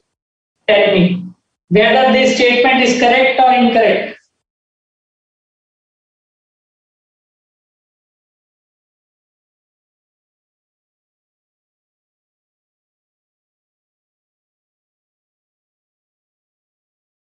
Now, few mails have come, guys. So, without wasting further time, I am giving you the answer. This statement is also incorrect. Why? You will say why? Say, guys, there is a separate point in the contents of audit report. You would refer to your modules, location of description of auditor's responsibilities. And we have also discussed it just now, that location can be given of the auditor's responsibilities can be given in the audit report itself. These can be given in the audit report itself, within the body of the audit report, or these can be given in the appendix, or these can be stated by giving reference to some web address if the law permits so. So it is not necessary that auditor responsibilities are always detailed out in the main body of the report. These can be given in appendix, and in the main report that appendix can be referred. Okay, fairly simple common sense question, but sometimes if you have not studied it, you would be at loss to know, अरे भाई कहाँ से आ गया, पता नहीं कहाँ से आ गया. Okay.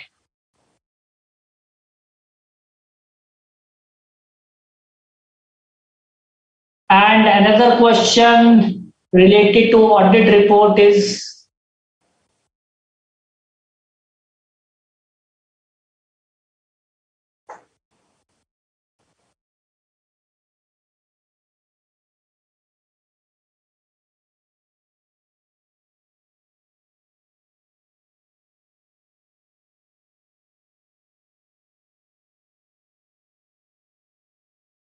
yes. Now question number D. Now just subpart D, just study this question. CA so and so is in the process of preparing the final audit report of a company, of a private limited company, JPA Private Limited, and would like to disclaim his opinion on the financial statements due to inability to obtain sufficient appropriate audit evidence. How CA Guru shall amend the description of auditor's responsibilities as required by SA 700 revised. How he shall amend the description of auditor responsibilities. How he would be stating the auditor's responsibilities. Now, any idea, guys, how in such a case you would be writing?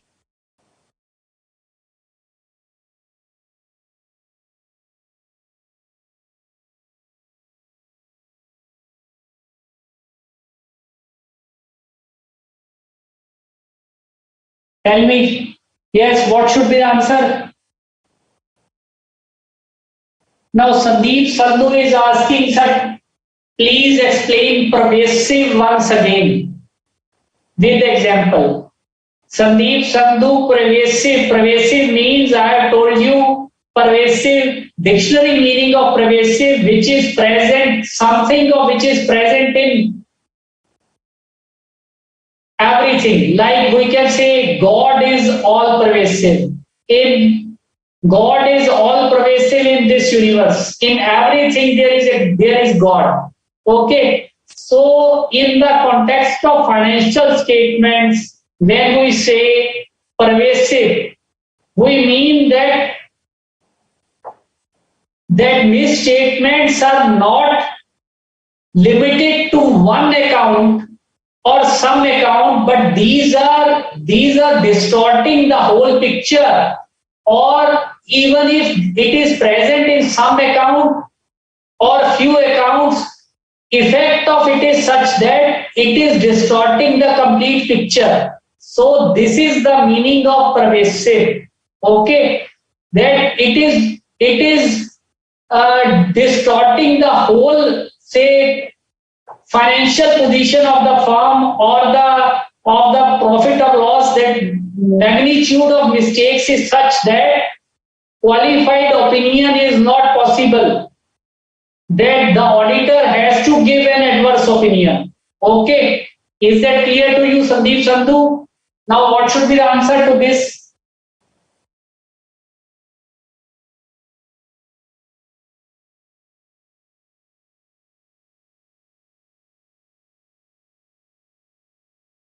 Yes, obviously. Now the question is how CA shall amend the description of auditor's responsibility. Now he would state that auditor is responsible for expressing an opinion on the financial statement. He has to obtain a reasonable assurance by obtaining sufficient and appropriate audit evidence. So so because sufficient and appropriate audit evidence has not been obtained, that is why disclaimer is being made, and it is none of his responsibilities to and if he is not able to obtain sufficient and appropriate audit opinion, then sufficient and appropriate audit evidence, then he is likely to disclaim his opinion. Okay, so on these lines, he has to amend auditor's responsibilities. Okay, now we'll see another paper.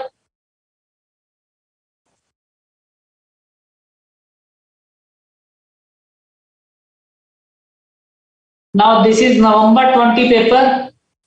Now let us see what is in it.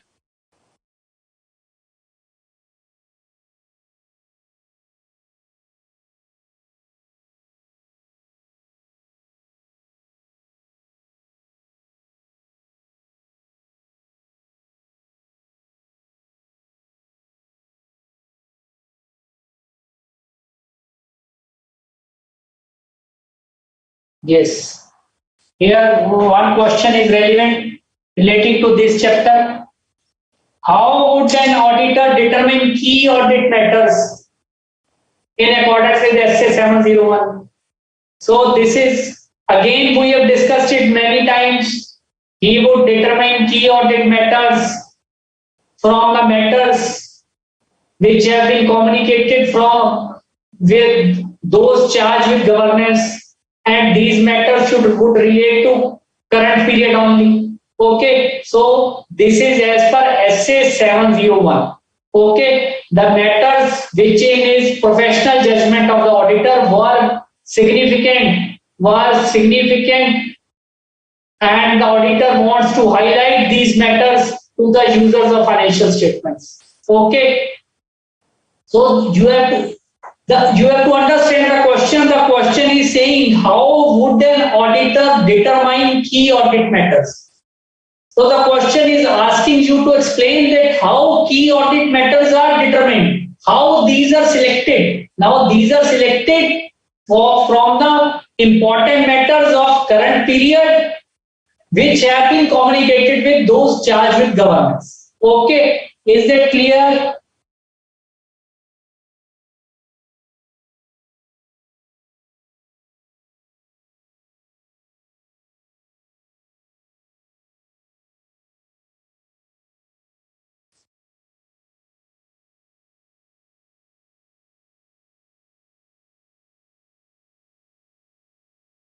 Yes, just breathe, call. Your answers are reaching. Please do not worry.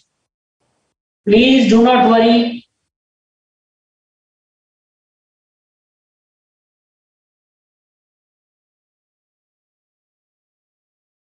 So is this question clear?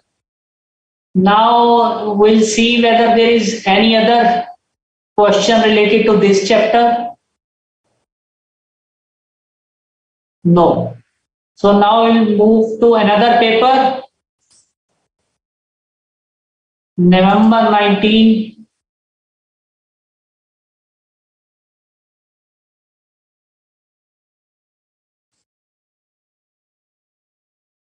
Yes.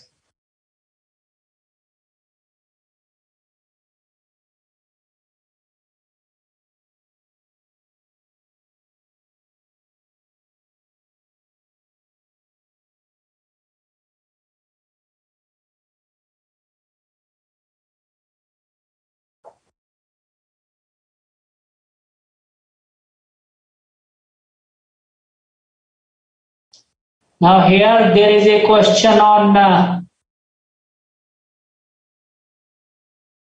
this question is there, corresponding figures. Now this relates to SA 710, which we would be doing shortly. Okay.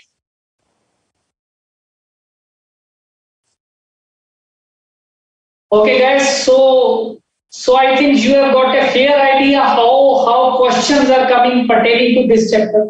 So guys, it is always useful to go through the previous year question papers. And my suggestion to all of you is do not look at suggested answers. You go through the question paper, you have done 2-3 chapters, you sort out what are the questions pertaining to those chapters and try to make answers of those questions in your mind, and then tally those answers with your suggested answers, with answers given in suggested answers which are available on the BOS portal. So in this way, if your answer tallies with what is given in suggested answers, your confidence level will increase. Rather, I would say it would increase many times, and you would gain confidence that you are thinking logically in a right way, and you can answer in the exams also correctly. Okay, this would enhance your level of confidence and also your level of thinking also. Okay, so is that clear? Were the questions helpful to you or not? Please drop your mails, send your response in feedback form. Okay. So now we are coming to the last topic of this chapter, that is SA 710. Guys, this is SA 710. It relates to comparative information. It relates to comparative information. So before we study this topic from your module, I am going to explain you what is meaning of comparative information, what is included in comparative information, and what is SA 710 is broadly about. So then we would be able to understand it quickly from module. Okay.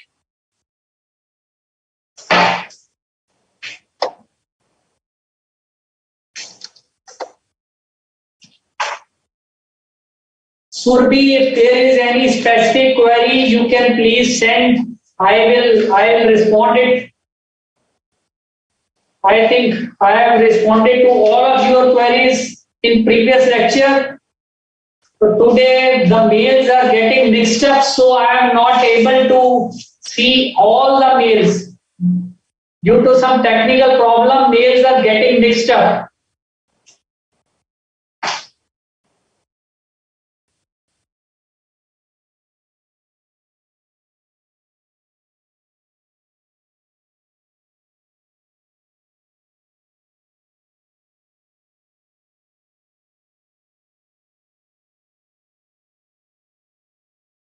So essay 710 students, essay 710 deals with comparative information.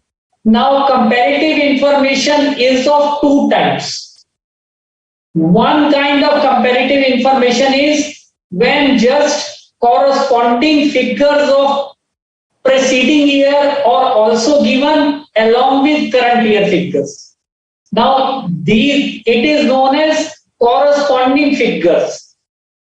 In these financial statements, say in the financial statements of a company, you understand that as per Schedule 3 of the Companies Act, corresponding figures of preceding year are also given. But the auditor gives his opinion for the current period only. Say the balance sheet is providing figures of 31st March 21 and also 31st March 20. Similarly, statement of profit and loss and accompanying schedules are also giving corresponding comparative figures of 31st March 21 and 31st March 20. But the opinion is of the current period, that is of 31st March 2021 only. So this thing is known as corresponding figures. When the financial statements include figures of preceding year, but the opinion of the auditor is restricted to the current period only.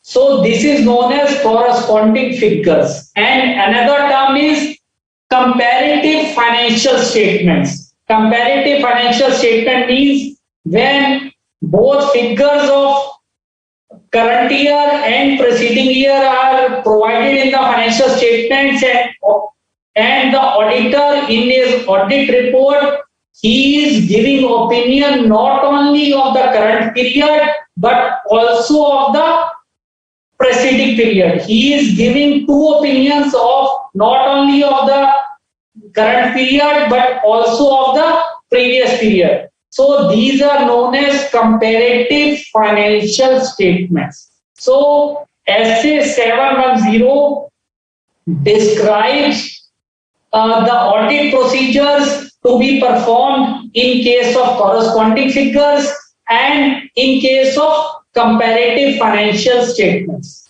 So first you understand there are two terms. First you understand there are two terms. One term is corresponding figures and another term is comparative financial statements. So what is the basic difference between the two? In the corresponding figures, when we state audit procedures in relation to corresponding figures, we mean that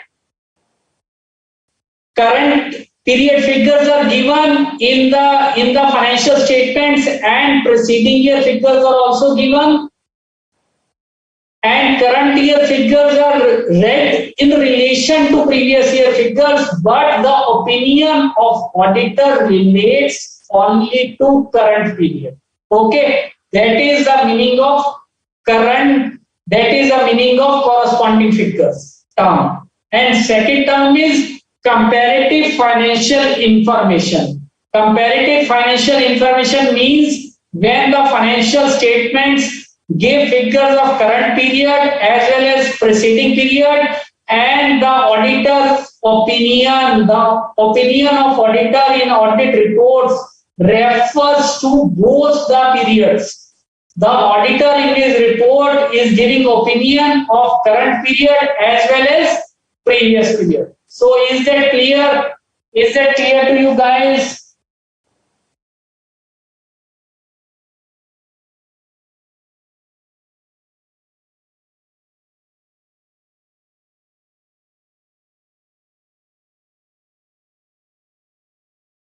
Now, Surbi, you are asking, please answer right answer of question number D on November 2020 exam. Surbi, just now I am not able to recall what was the question. Anyway, the answer of the same was to that question. Okay, Surbi?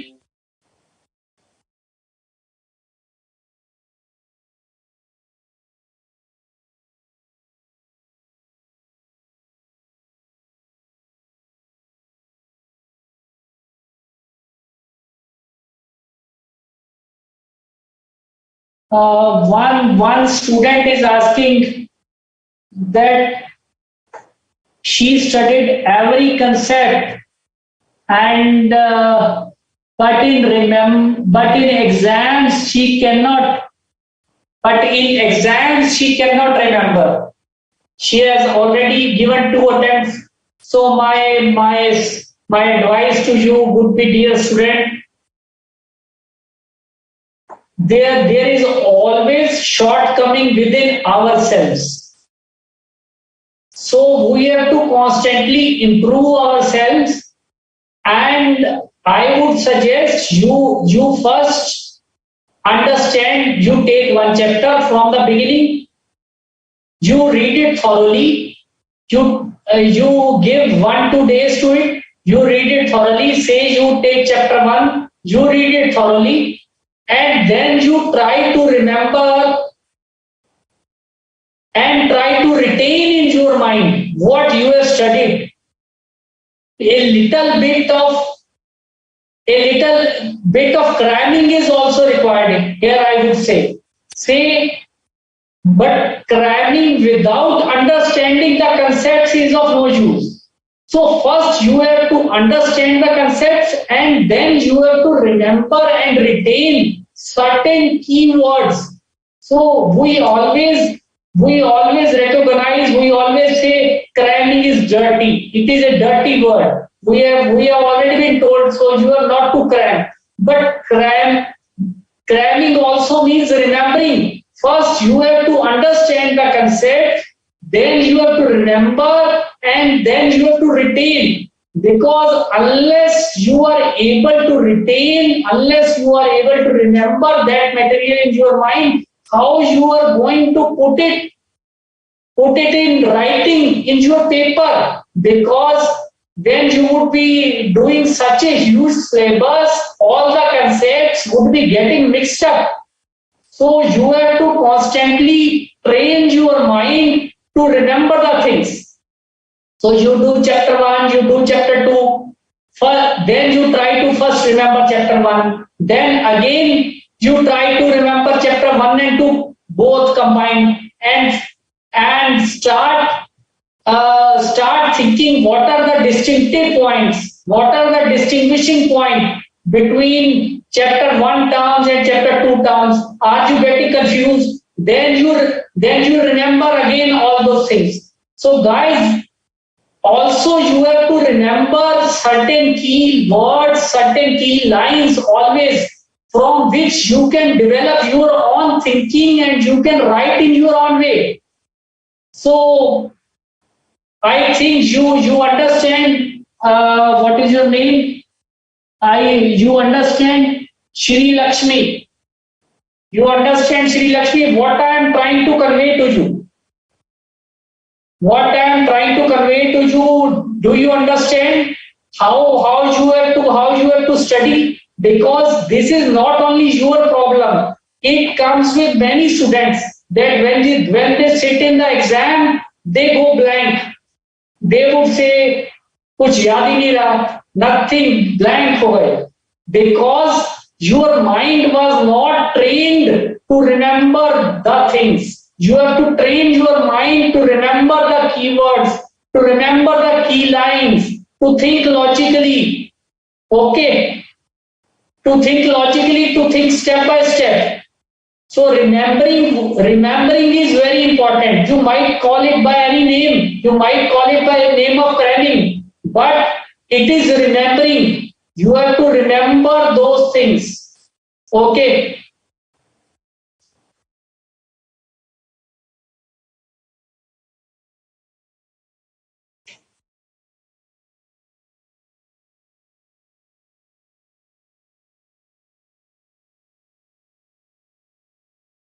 Now Surbi is saying that video got disrupted. Surbi, what I am saying is that answers are available in suggested answers in BOS portal. So when you go to November 20 suggested answers, you would get the ideal answer which is written there. So you can see from there.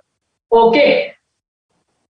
So guys, you understand two concepts in comparative information, corresponding figures and comparative financial statements. This is the basic difference. You have to remember that in corresponding figures, previous year figures are given, preceding year figures are given, but the auditor is giving opinion only of current period.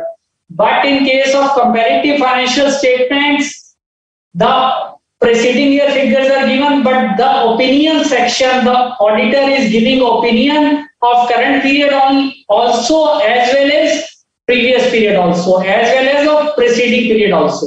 So now we will develop on this and see what is written in your module. Now I am sharing module with you.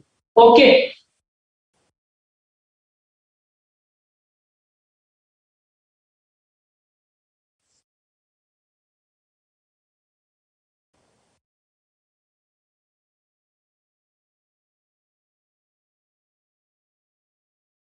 So we are here at the last topic.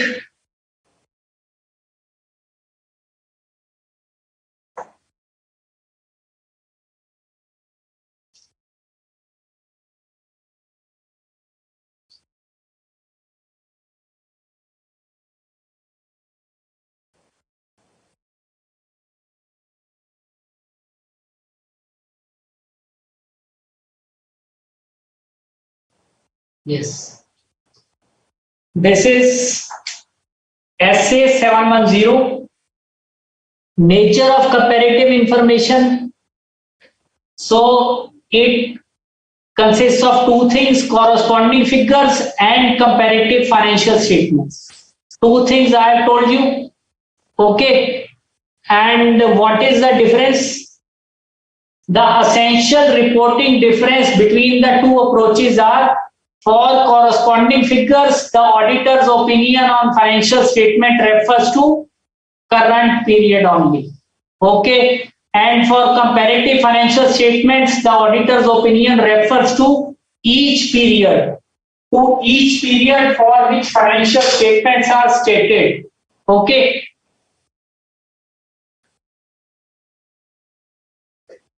So it states what are the definitions of comparative information. Definition of comparative information is amounts and disclosures. It includes amount and disclosures both included in financial statements in respect of one or more prior periods in accordance with the applicable framework, reporting framework. Say if FRF requires information to be given in respect of more than one prior period, it is also comparative information. Comparative means information which is given in financial statements for comparative purpose, from which comparison can be made. Okay.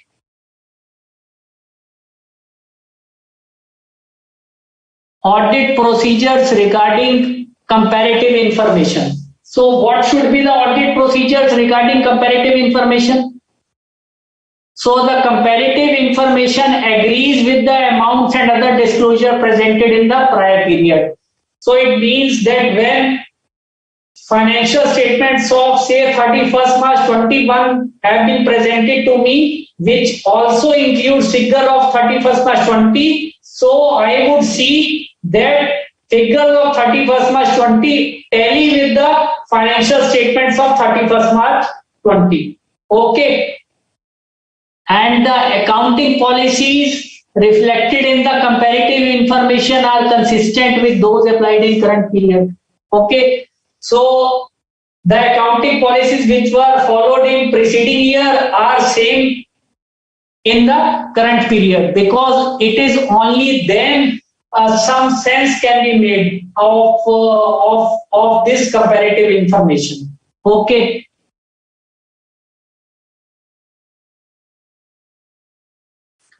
And one more thing, it states audit procedure.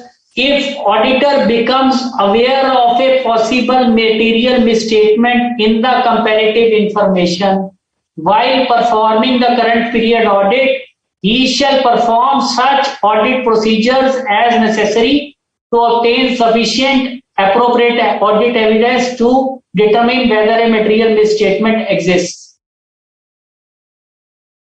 If the auditor had audited prior period's financial statements, the auditor shall also follow the relevant requirement of SA 560.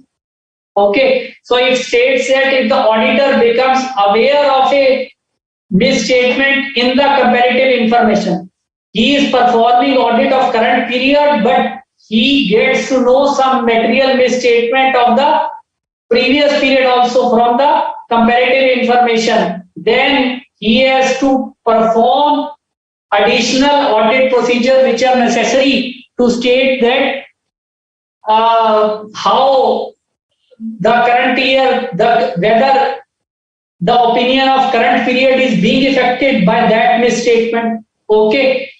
So audit reporting under corresponding figures.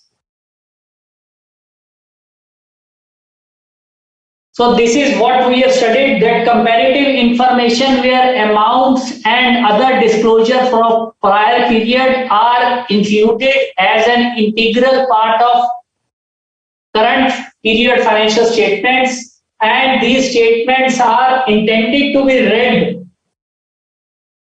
Financial statements having comparative figure, these are read by keeping in mind previous year figure also. Okay, so say if the paid up capital is 1 crore in current year and last year it is written it was last year figure is 75 lakhs. So I know that company has issued shares of 25 lakhs. Okay, so this gives a user a better view, better understanding of financial statements. Okay. So now this is very important. This is very important. When it states when corresponding figures are presented, the auditor's opinion shall not refer to corresponding figure except in following circumstances.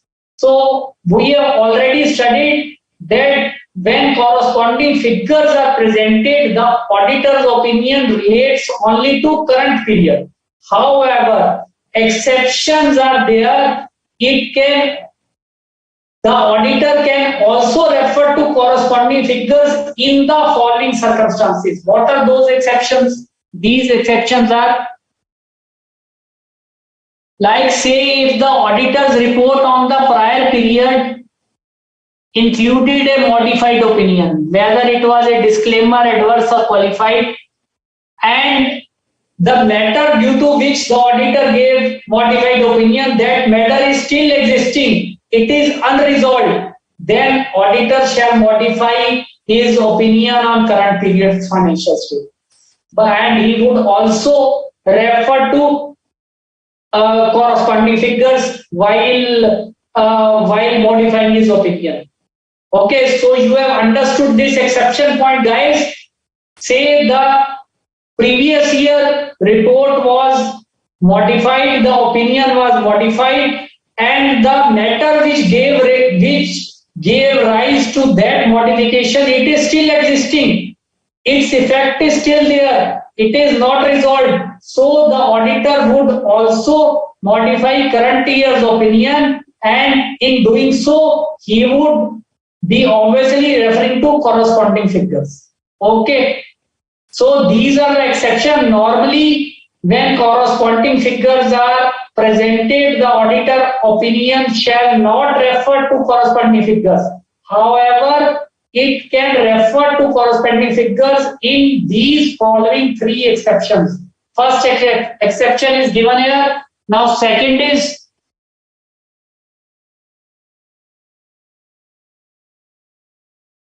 if auditor obtains audit evidence that a material misstatement exists in the prior period financial statements. Say it can also happen that in the current year the auditor comes to know that unmodified opinion was given in previous year, but while doing the audit of current year, he comes to know that some misstatement exists in the previous year, in the preceding year, in the prior period. Okay. So then also the auditor can modify opinion of current period and by referring to corresponding figures.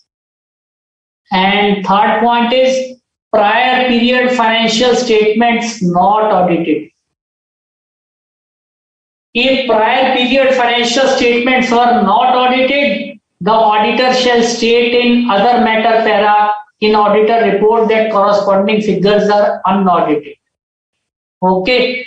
So he would be, but by doing so, he would be obviously referring to corresponding figures. So these are the three situations. These are the three exceptions when corresponding figures are referred. Normally, when corresponding figures are given, these are not referred to in the audit report of current period. However, in these three circumstances, these are referred. Okay. So is it clear?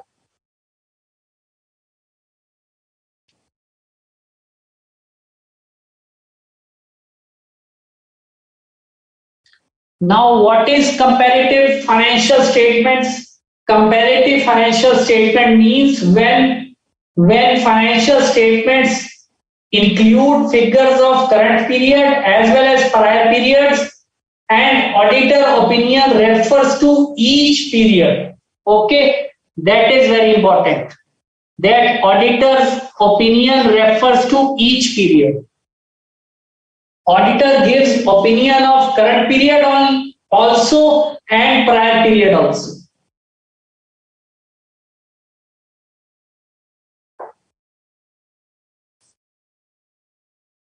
Now, prior period financial statements audited by a predecessor auditor. If the financial statements of prior period were audited by a predecessor auditor, in addition to expressing an opinion on current period financial statements, the auditor shall state in other matter paragraph. Now the auditor can highlight this point that prior period financial statements were audited by Messer so and so, by a predecessor auditor, and the opinion, what was the opinion? If it was modified, he had given his modified opinion due to these reasons. Okay. And if prior period financial statements are not audited, the auditor shall again, he can state in other matter paragraph that comparative financial statements are unaudited. Okay.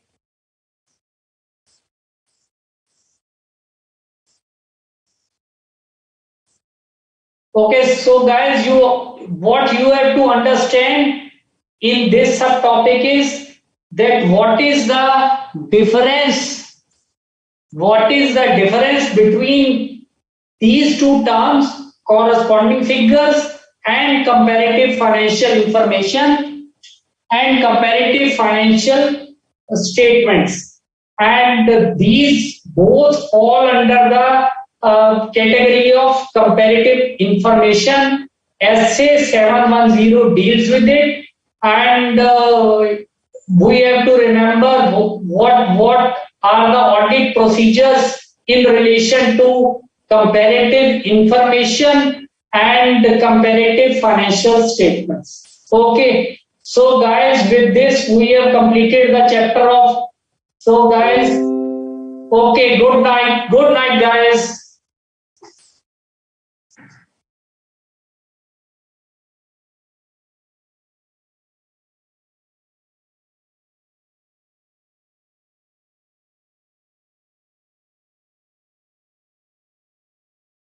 Yes, conclude. Okay.